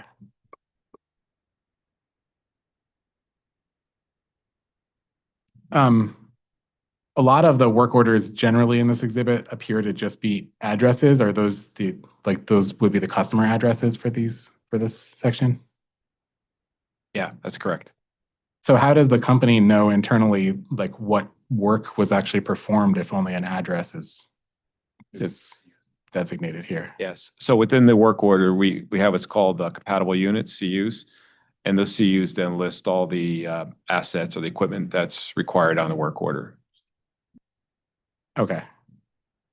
So that would show like it would show you the exact assets of the work that was performed. So if we're replacing a pole, you would see a CU for a pole. If you saw us doing a cable change out, you would see the CU for the cable. And that's how you would know what work is capitalized or expensed. Okay.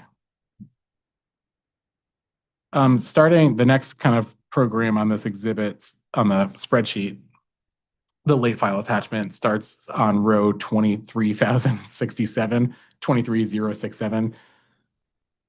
That's the direct buried cable replacement program. And I think, well, my first question was going back to the program we were just talking about on page 11 of AA3, the customer driven annual program. that talks about how it includes direct buried cable work. What's the distinction between, is one for new customers and this second one's for replacing Yeah, direct buried cable? So the customer-driven work would include direct buried cable where we're doing work to, supply a customer using direct buried cable. The section now that you're referring to under line item 23065 is direct buried cable that has failed or requires some response for us to address the outage. So it's not cable we're installing for a customer, it's existing cable. Okay. I was just curious, I saw on page 18 of AA3, which I think that's where the direct buried cable replacement program is, where the PAF associated with that is. Is that correct? That's correct. That's correct. Yep. So that discusses how the company, it sounds like the company isn't doing direct buried cable anymore for new, I assume not for new customers, given that this program seems to be replacing all direct buried cable, or is it replacing direct buried cable just rather than repairing it with more direct buried cable? Yeah, we're replacing existing degraded direct buried cable with new direct buried cable. Okay. Thank you. And on page 18 of AA3, it looked like this program, similar to the last two that we just discussed, and I think all the programs in this attachment have that $500,000 threshold where it would require a new PAF if it exceeds that. Is that correct? That's correct. On row 23071 of the attachment, there's a work order for $1.03 million. Yeah, that was one where we did an accrual at year end. And when the vendor provided the accrual, they did one amount for all their horizontal directional drilling. Even though it covered multiple work orders, they put it all under one. So when we accrued for it at year end, we put it all under that one. But then the next month it reversed out. And in January of 2025, it was multiple smaller charges that were accrued under different work orders. So it was kind of a timing issue between December and January of 2025 based on information provided by a contractor. Is that an exception to the $500,000 threshold to not require a separate PAF though? Like wouldn't There was no separate project to create because we knew it was an error provided by our vendor. So once it was corrected, that invoice is much lower than 500,000. I mean, that work order. Okay. But just for the record, like AA3 doesn't have any specific support for this $1.03 million project capital addition because it's less than, because it's been designated sort of as not needing a PAF. I mean, AA3 is the overall path that covers all direct buried cable replacement less than 500,000. Okay. Except this one would be an error. Okay. Right. And again, the path is to cover the entire life cycle of the work order, not just one moment in time. So even though it was over 500,000 at one point, it's much lower than 500,000 now if you looked at the total spend of that work order. Okay. Moving on to late file 15. We're finally out of the 23,000 rows of that spreadsheet. This is the late file talking about the Windsor SOC. The first half of the second sentence says the existing control room lacks in size and space for situational awareness. I just didn't understand what like size and space for situational awareness means. Yeah, if you're okay, we actually have someone from the SOC who can speak to that project. So Mr. Bill Galinas. Bill. So Mr. Gelinas has not been sworn. He's a new witness. And so we're going to have him read his name and title into the record, and then Commissioner Arconti will administer the oath. Mr. Gelinas, just provide your full name and title for the record, please. Good afternoon. My name is William Gelinas. I'm the Director of System Operations in Connecticut. Okay, Mr. Julius, please raise your right hand. Do you swear to tell the truth, the whole truth, nothing but the truth under pains and penalty of perjury. Yes. Thank you.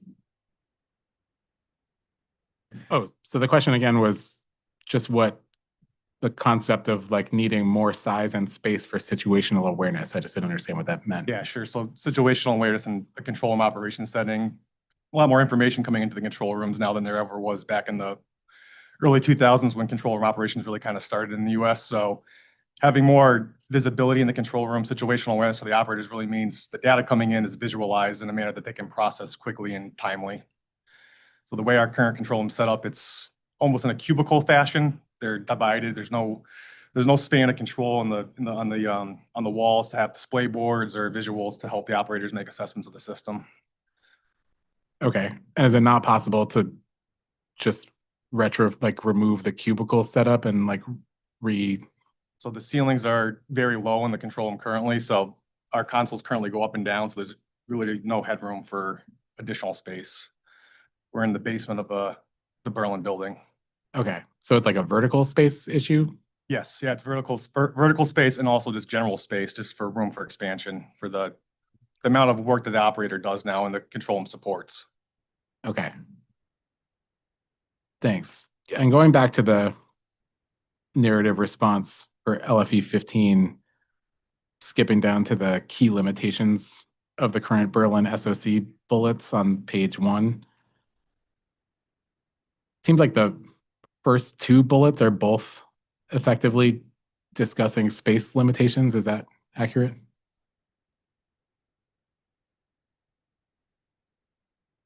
Yes, yeah, I would say it is both related to space. So really the ideal situation for a control room now is to be able to have operators working as teams. And again, the space does not allow for us to set the room up in that manner. So overall space constraints for the second bullet and the first bullet, I guess, can be related, yeah. Okay.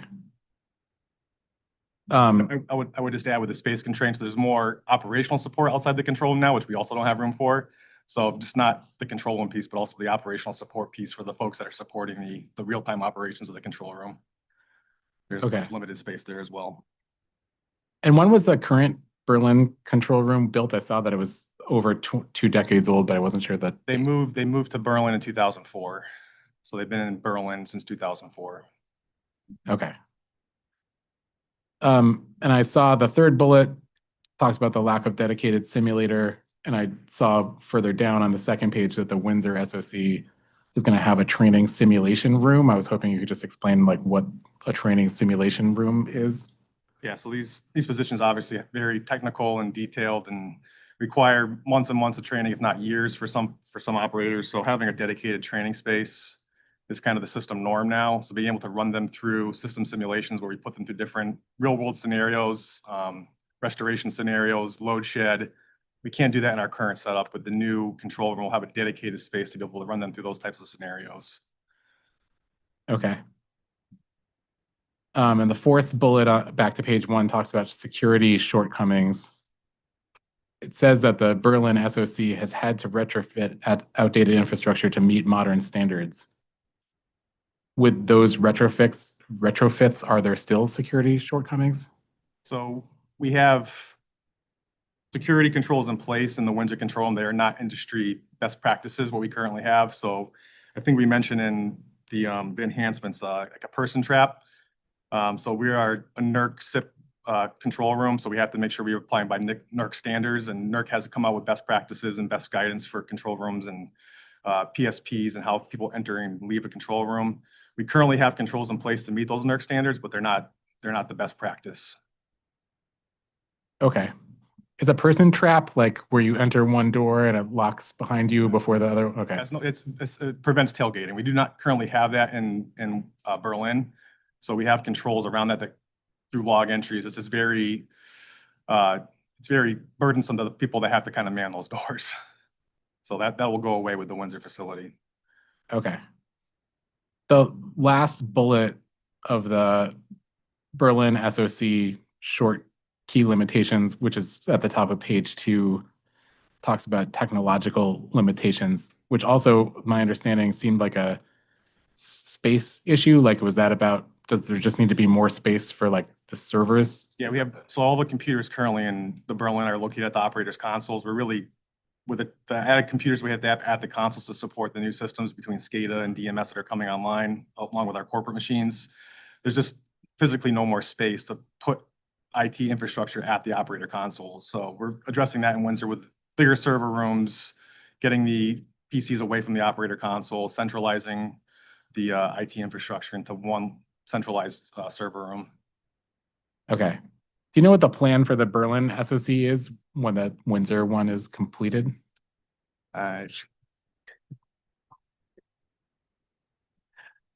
So we have one additional on, oh, let me see if he needs him. It's going to be turned over to the gas organization. I'm not sure what they're going to use it for, but the gas company is going to take over that space. Okay. Is like the equipment that's currently in Berlin going to be transferred to Windsor, or is that going to be taken over by the gas company? Do you know? I'm not sure what's going to happen to the equipment in Berlin, but there's all new equipment in Windsor. So the SoC will have new equipment in Windsor, will not be transferred from Berlin to Windsor. Does anyone on the panel or otherwise know whether there's going to be like a stranded cost effect of leaving the Berlin SoC? So the corporate PCs will be usable by anybody. They're just corporate machines. That's kind of our internal facing intranet. There's specific SCADA PCs that are controlled by our operations technology group, which are really not transferable because it's only for controlling the electric system. So they're not really reusable. We could use them as spares potentially, but the way that we have our new server room set up, they're rack-based PCs versus tower-based PCs. So they could be potentially used for spares, but they would not be used for, you know, the transfer of the SCADA PC technology to a different work group. It's only used for controlling the actual grid. So the corporate machines can be reused. There's life cycle there still. Okay. So it sounds like there are some assets that like would be retired as a result of this. Do you know whether they'd be retired prior to their expected useful life?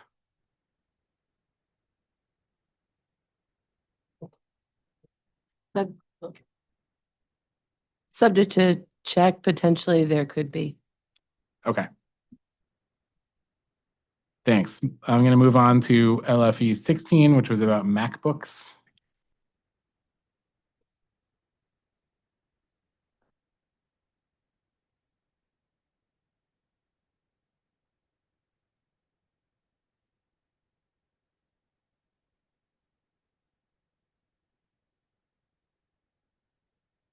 My understanding from the response is that, like it says, there have been no MacBook related charges in the ESI. Is that because specifically CLMP didn't get MacBooks, but maybe other companies did? Correct. So CLMP does not have any MacBook minis. They were really purchased at the service company for a pilot. Okay.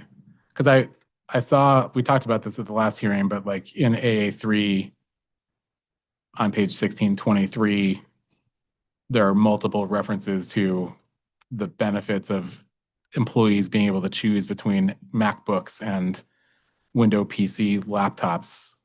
So I guess the question was just, were those benefits not, or like did CLMP just decide not to take advantage of those benefits? Like why was it that didn't happen? So no, the way that authorization is written is that is a PC program authorization for basically all the operating companies, including the service company. So the way it's written is it's covering all the individual operating companies. So the Mac Minis really was a pilot for the service company, primarily IT and a few corporate communications, and it was really to test out the MacBook Mini and really on the Mac operating system, since there's functionality that some groups could benefit from. So that's really why it was mentioned in there. Okay. So it's been we are really a window shop, so that was really more to be able to leverage kind of Mac devices in the future, you know, on the overall system, CLMP eventually included.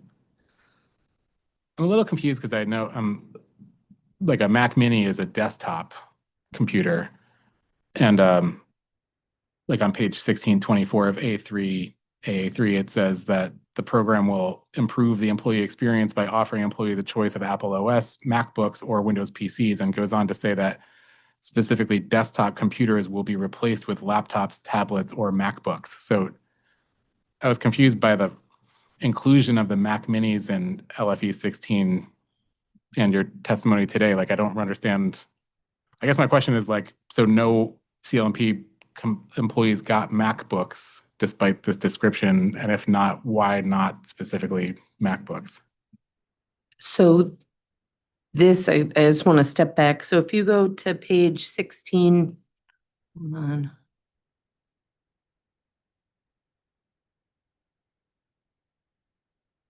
If you go to page 1620, right, this authorization, you can see it says the project number is 42023, service company. As you go through this, you'll see down below in the authorization, there's a breakdown for each entity. So yes, it does mention the MacBooks and the Windows, but this is really our PC replacement. So right now, when I'm talking to our IT group, this was really to test and make sure we have the appropriate security for the Mac operating system. So in the future, we could roll it out. But right now, that is still in process, if you will. There's only a handful of folks that have these as they work through the security and how to operate and maintain them. So I know I've had folks that, may have tried, and then, it's also being able to access all the other corporate systems that we need. So it isn't as easy as just giving somebody a MacBook and letting them go do their jobs. Like, we have to access all the different financial systems and everything. So, but this authorization is written to cover all of them. So that's why it's pretty robust and mentions the Mac Mini a few times. Okay. Well, it actually doesn't mention Mac Mini anywhere. It meant only Mac. MacBook. Yeah. Yeah. And that was going to be my next question. I did see the breakdown by entity. I saw that CLMP distribution had, looking at page 1621, there was $880,134 for direct and $36,632,000 for indirect capital. So were those numbers set with the expectation that there would be no MacBooks and there'd only be 4 Mac Minis? And to be clear, my questions aren't really, I know it sounds like I'm obsessed with MacBooks. I'm just confused about like why this authorization seems so different from like what happened in real life. So for CLMP distribution, there was a set number of PC replacements that were planned, and that's what those numbers are based on. If you went to the service company column 2 over, where it says the direct of 2655, in there, there would have been the plan for some Mac computers. Okay. LFE 17, which is the last late file. It's a pretty simple question, but the response indicates that architects, structural engineers, and internal Eversource employees determined the best course of action. I was just curious if you know who specifically determined the statement on page 1684 AA3 that cutting out the damaged areas, quote, will not create a tight seal to the building due to the ribbed profile of the metal siding.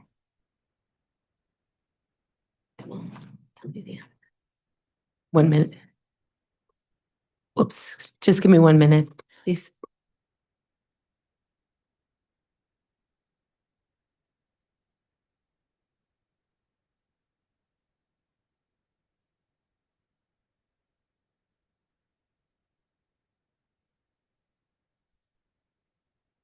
So the architect and the architectural engineer are the ones that jointly determine that based on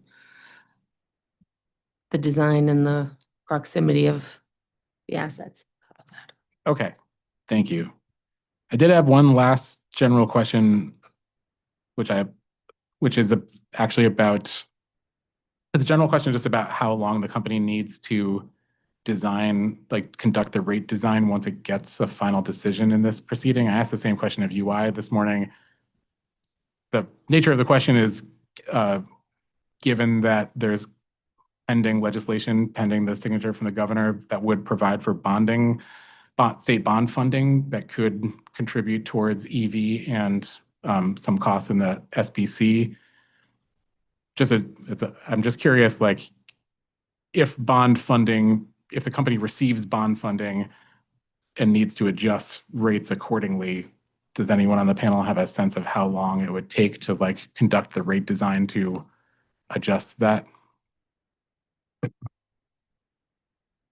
I believe the bond funding is still subject to be executed, right? So, no, it's a great question, Attorney Wheel. I mean, I think if the funds were to be submitted in time, which we're not certain of course, there's enough uncertainty whether or not we'd be able to effectuate it for September 1st, but we would be amenable to the commission if, there is a draft or final decision issued where we would be requested to reflect it in rates, because ultimately the rates will be reconciled.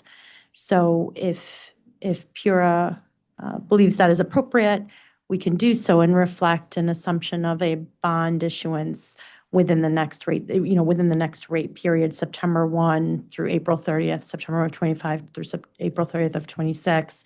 And then at the time of when those bonds are issued and Eversource receives the funds, we would simply reflect it in the month of that cash payment being received by Eversource.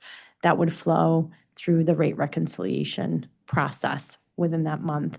However, knowing that, and if that should occur, just keep in mind that if we set the rate too low and the bond funds aren't received by Eversource, the customers would incur that carrying charge. So just keeping that in mind too, to balance both. Thank you.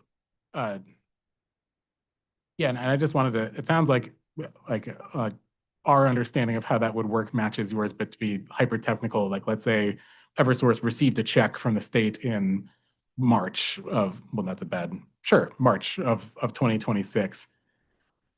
What that would hypothetically look like would be there'd be rate revenues for January, February, and maybe some of March 2026 that we could see on like the NBF MCC, and then there'd be some adjustment.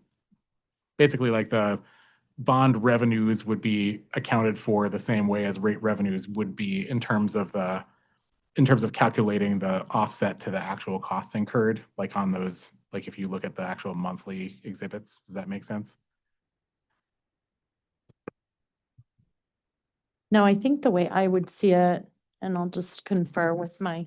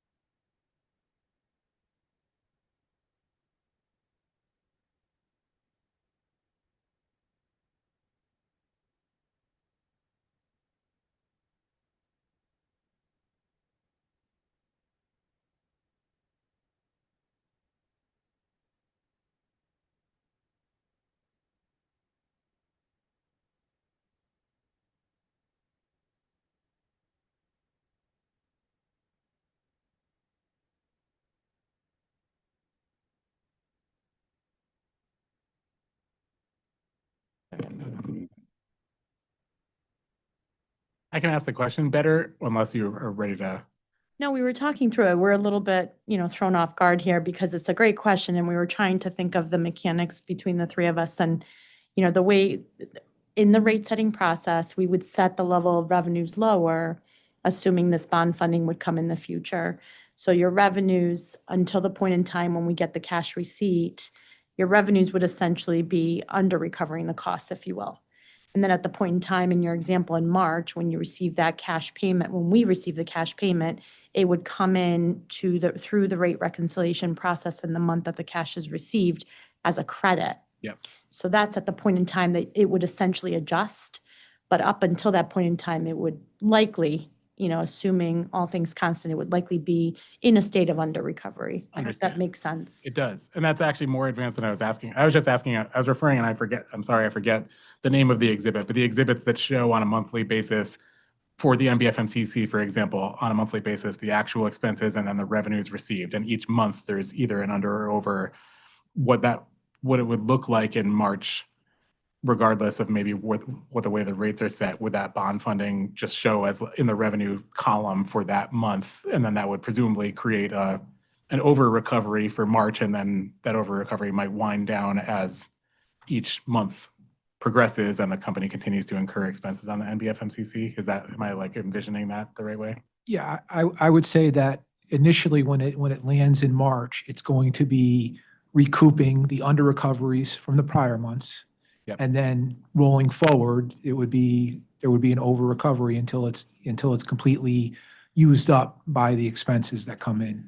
Gotcha. Thank you. And lastly, we have some questions, not a lot, I think, from Mr. Zablowski. Thank you. Albert Zablowski for the OCC. Yes, it's just a couple of questions. But generally, at what point of the following month does the company have actuals for the net cost or benefit calculation of the PPAs? I believe it's about a month or less, but just wanted to get a better idea. We're gonna have Ms. Purbeck approach, but she's been sworn in the prior hearing.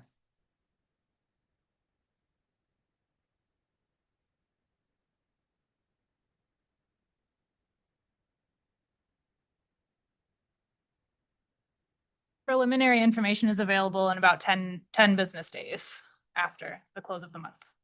And the final numbers a little bit later than that, I imagine, but Yeah, final numbers I would say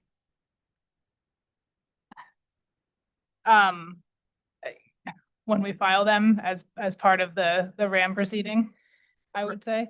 Correct. Yeah, we reserve, we would consider those preliminary until we're able to go through all of our typical checks and balances and filing them at the end of the year as part of the RAM reconciliation. thank you.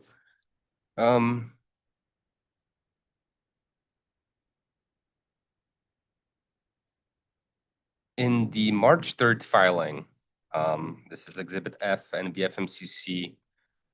The company calculated the NBFMCC rate to be set to 3.191 cents per kilowatt hour. Is that correct? Yes, I can't recall if there were any adjustments to that in the interim decision, but that is what we filed in Exhibit F. So at that point, is that 1 or 2 months of actuals and the rest is, last year's historical numbers? I believe there would be no actuals at that point. What we have is a prior year actuals being used as a proxy for the current year expenses, plus any known and measurables. So the known and measurables are intended to capture changes to the prior year expenses that we expect and can calculate for the current year, material ones. Okay, so it's fair to say that at that point, the March 3rd filing only has mentioned historicals from last year, plus any known and measurable adjustments, correct? Yes, that's correct. But as you recall, we spoke about this in our last hearing, that we do not include a known and measurable calculation for the PPAs because it is too early, January 15th. Now, we do not include any known and measurables in March either because it is too early. The winter season is still in play. And as Ms. Purbeck has testified to this as well in the past, that the winter season is volatile and could go in all sorts of directions. So it's really inappropriate for us to make any known and measurable until we get at least past January and February. And also, I think the process contemplates a known and measurable filing, in January, not a rolling known and measurable process through the entire proceeding.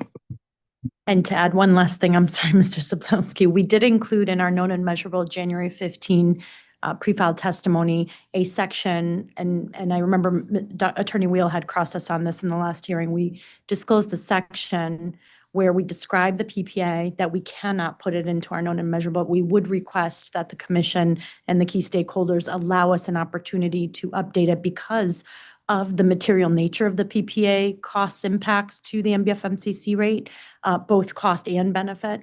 And so that is an item that we are tracking very carefully in our known and measurable filing, identifying it, but stating that we do not and are not prepared to file a known and measurable that early in our process. So essentially what I'm hearing is that March 3rd is also due to the winter season still being ongoing. It's just too early to know, correct? It's just probably not appropriate to reflect 1 month at that time yet, because what we want to do is include it as soon as, because we're so close to February being completed, that we like the opportunity to have January and February proposed as a known and measurable. We understand that that comes very close to the timeline typically of when the draft interim decision comes out. And so that's why the company respectfully requests the commission allow us to always file it during that March 15, March 20th timeline. Thank you for that. And on April 4th, I believe the company filed its written exceptions to the draft decision, where the company proposed a NBFMCC rate of 1.82 cents per kilowatt hour. Is that correct?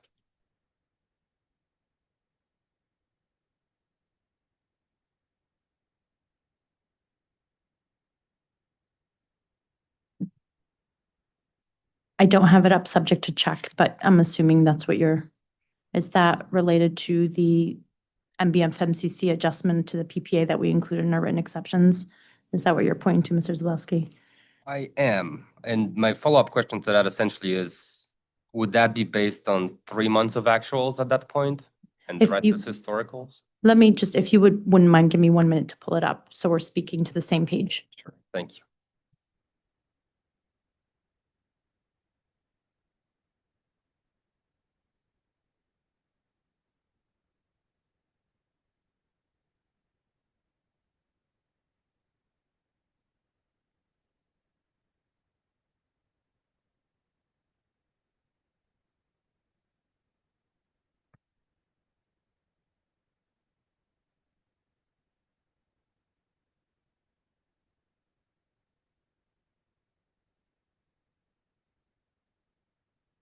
Okay, Mr. Zabowski, we are there.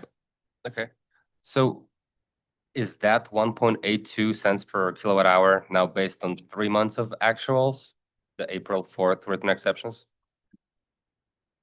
So that included.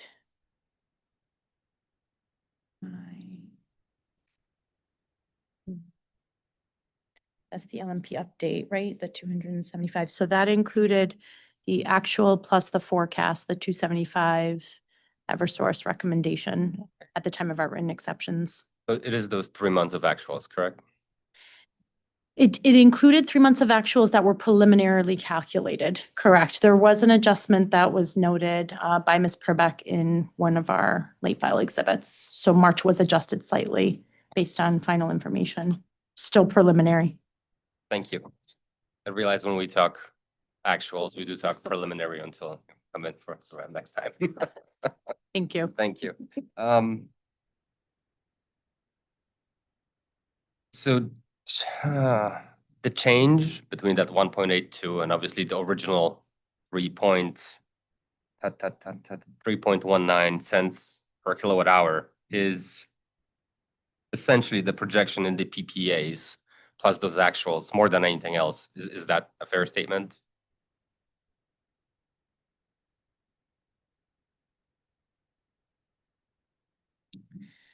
Yeah, let me just confirm if you would just give me 1 minute. Sure, take your time. All right, let's see, I have it up. I think, hold on 1 sec.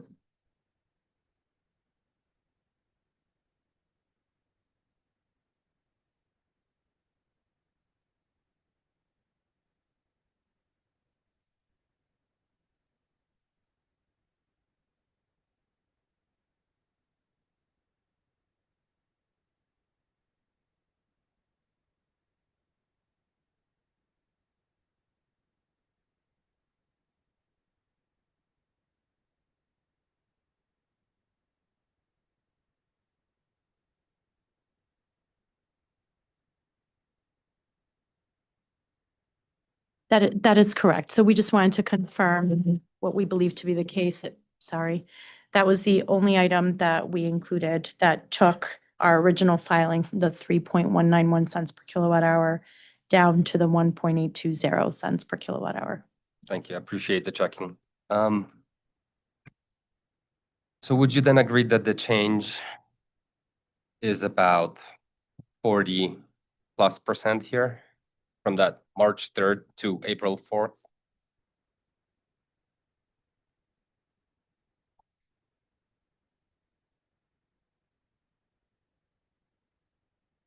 Trying to calculate it. One sec. I trust you. Hold on. Please check.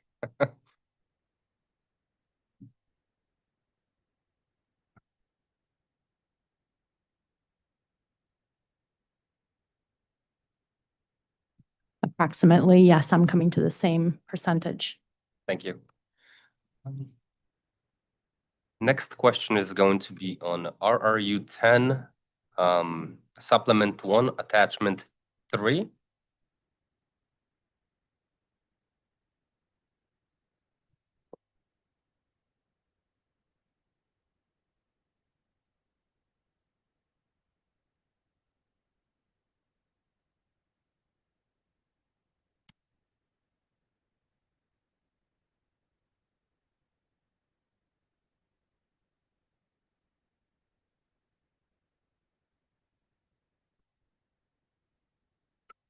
We are there. I'm just going to focus on that highlighted yellow amount.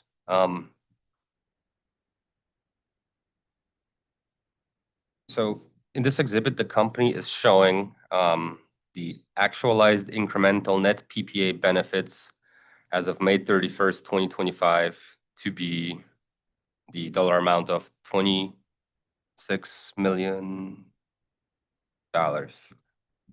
In other words, this is the accrued benefit to the ratepayer at the rates level that was set as of the interim decision. Is that correct? Yes, that's correct. Thank you. Which is different than the schedule that we were talking about before. That wasn't, Yes. okay. Yes, thank you. Okay. Can we please go to RRU 10 Attachment 2 and also the recent update to RRU 10 Supplement Attachment 2? And first, I'd like to take a look at the June 13th one, the most recent one. Just let me know once you're there.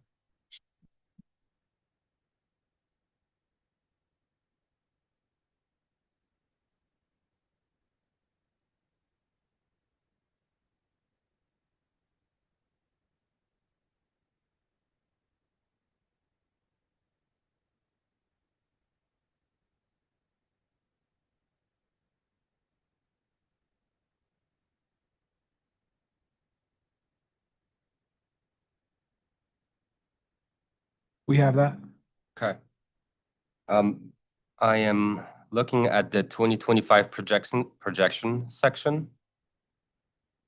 And when I add up the June through December data, I get $36 million. Is that correct? Essentially, Subject to check. I mean, do you want us to do the math here on the? unless you trust me. Yeah, I can confirm. Thank you. And then if I go to the original submission from, I believe, May 27th, same attachment, but the previous version, the version that did not have the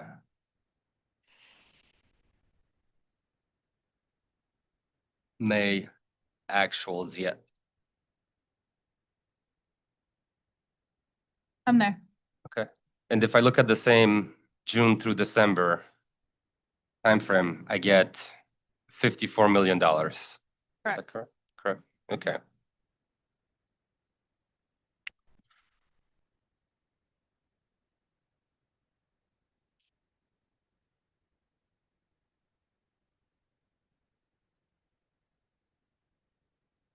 So I guess I see that projected benefit of June through December of $54 million for the original and about 36 million for the updated version. So these are the same 7 months, projection being different by about 3 weeks or so. Do I have that right?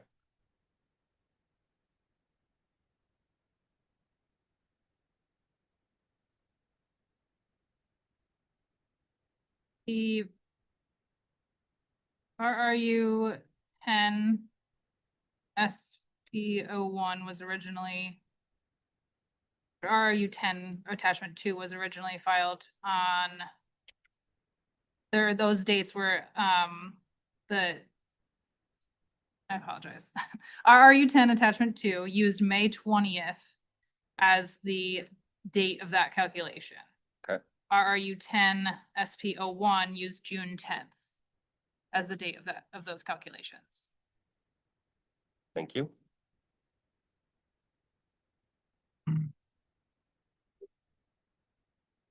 So would you say that's about 3 weeks?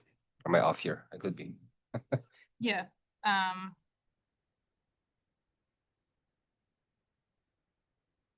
Yep. And so is it fair to say that that difference between 54 and 36 or $18 million is due to the change in projection that took about 3 weeks time?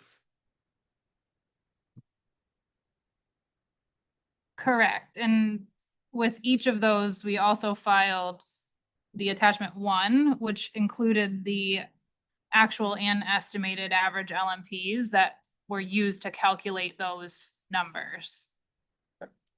And so those numbers would provide the indication as to which months changed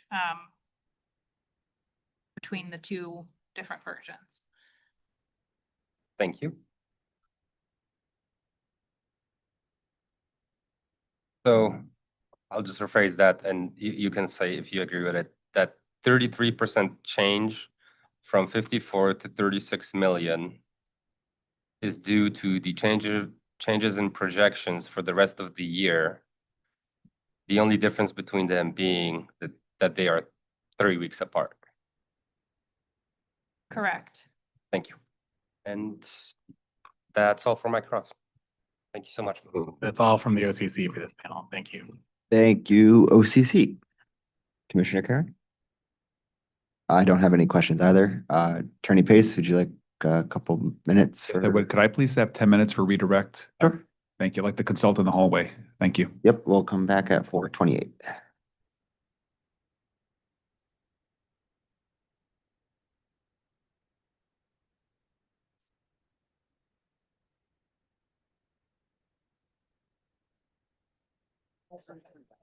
Yeah. That's right. Think about it.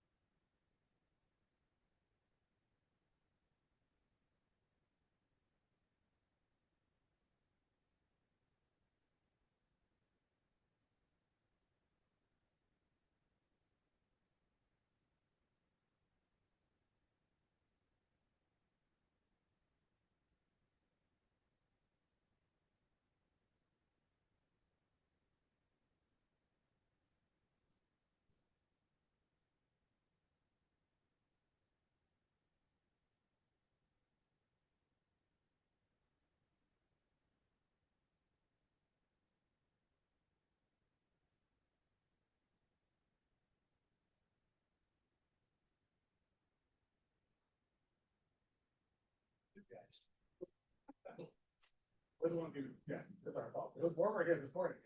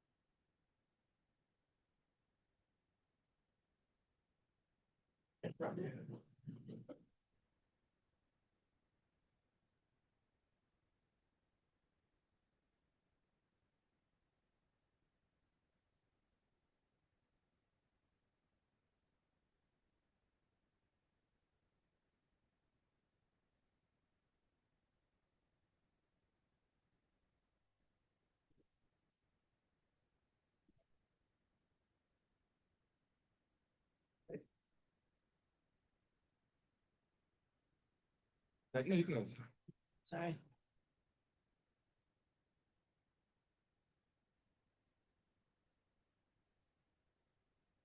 Okay, let's go back on the record. Attorney Pace. Thank you very much. I have some very limited redirect examination for the panel. Thank you. I'm going to start first with witnesses Purbeck and Peruta. Do you recall the line of inquiry we just had with Mr. Sablonsky from OCC where we talked about primarily the volatility of the Millstone Power Purchase Agreement? Do you recall that line of inquiry? Yes. And when Mr. Sablonsky talked about an adjustment of roughly $18 million in the net impact of that PPA, was that primarily driven by volatility in the underlying markets? Yes. Is there anything you'd like to add to that in terms of explaining what's going on with the markets that's impacting that? Just, I mean, in general, there's the markets that impact the costs or net benefits associated with the Millstone PPA are volatile. And I think that the 3-week period and the change in the projected impact demonstrates that. And Mr. Sablonsky referred to data response RRU-10 supplement. And is there any recommendation the company is asking the authority to consider in light of the extreme market volatility that's impacting the net impact on customers for the Millstone PPA? Yes, if I could just point to, because it is certainly something that the company is very much aware of, and I think all key stakeholders, the OCC as well as the commission, is very much aware of. There is such significant volatility in the PPA prices, and we know that that could create rate shock up or down. And so just in the response to RRU-10, the company did add language just to say, consistent with the company's prior position in this docket and others, the company requests that PURA update its RAM rate-making process to accommodate the latest available information, including actual and forecasted information, and to allow for interim rate adjustments if and when actual experience deviates substantially from that which is put into rates. So given that there is likely going to be an adjustment likely to the September 1 rate based on actual information already put on the record in this RRU-10 SP01, there's still several months where the actual as compared to prior year can vary significantly and materially. So the company is working closely with Ms. Purbeck and the energy supply team to continue to update actuals on a monthly basis. Should the company see a significant material change in actual prices this year compared to last year, we would request that we be able to advise PURA and the full commission on those changes and whether or not we should update rates this year. Thank you. Thank you, Ms. Peruta. Ms. Purbeck, I'd now like to turn to Ms. Landry and Mr. Toronto.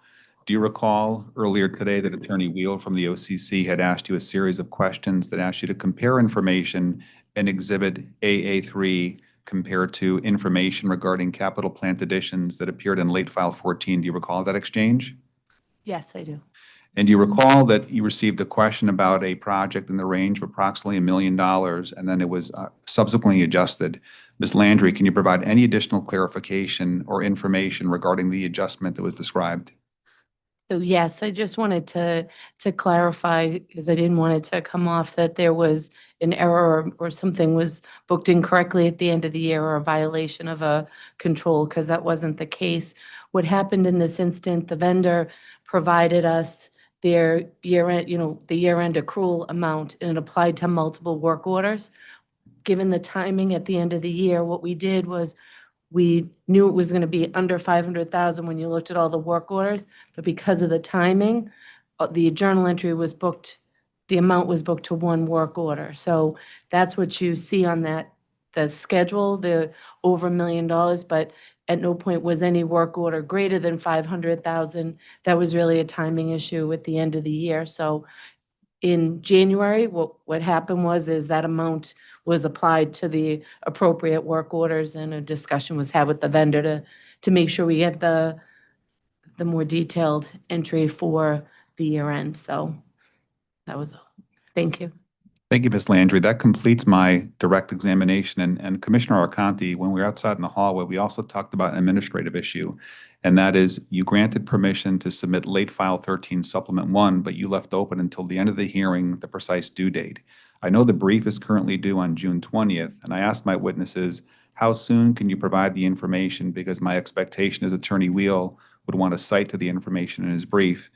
When I pressed the witnesses, they said the earliest they can get the information would be Thursday, June 19th. If it could be done sooner, we'll press to do that. And just wanted to see if Attorney Wheel wanted to respond to that in terms of, does that allow him to meet his deadline for the brief of June 20th? So I'll just put on the record that June 19th is a state holiday. With that caveat on the record, now I'll let Attorney Wheel respond. Microphone, so I'm gonna shout. We'll do what we can for this response. We don't know what the response is gonna look like and how much, if at all, we'll have to address in our brief, but we appreciate that the company can only do what it can in terms of putting stuff together at a time, so we'll see what we can. We can work with it. If we can do it by the 18th, we'll endeavor to try and do that too, in light of the fact that we have a holiday on the 19th, and we can keep in communication with Attorney Wheel in terms of how we're doing with getting that in. Okay, can we set noon on the 18th as the deadline? I'd like to. We will do that. So we will do our best to get it in by noon on the 18th. Okay, thanks. So for the record, late file number 13, supplement 1, 6/18 noon deadline. I appreciate the dialogue for that. A little tricky, short turnaround for this one, but I appreciate all the stakeholders' discussion. So are there any other administrative matters? We have no other matters, Commissioner. Okay, so with that being said, adjourn today's meeting and have a great afternoon, everybody. Thank you.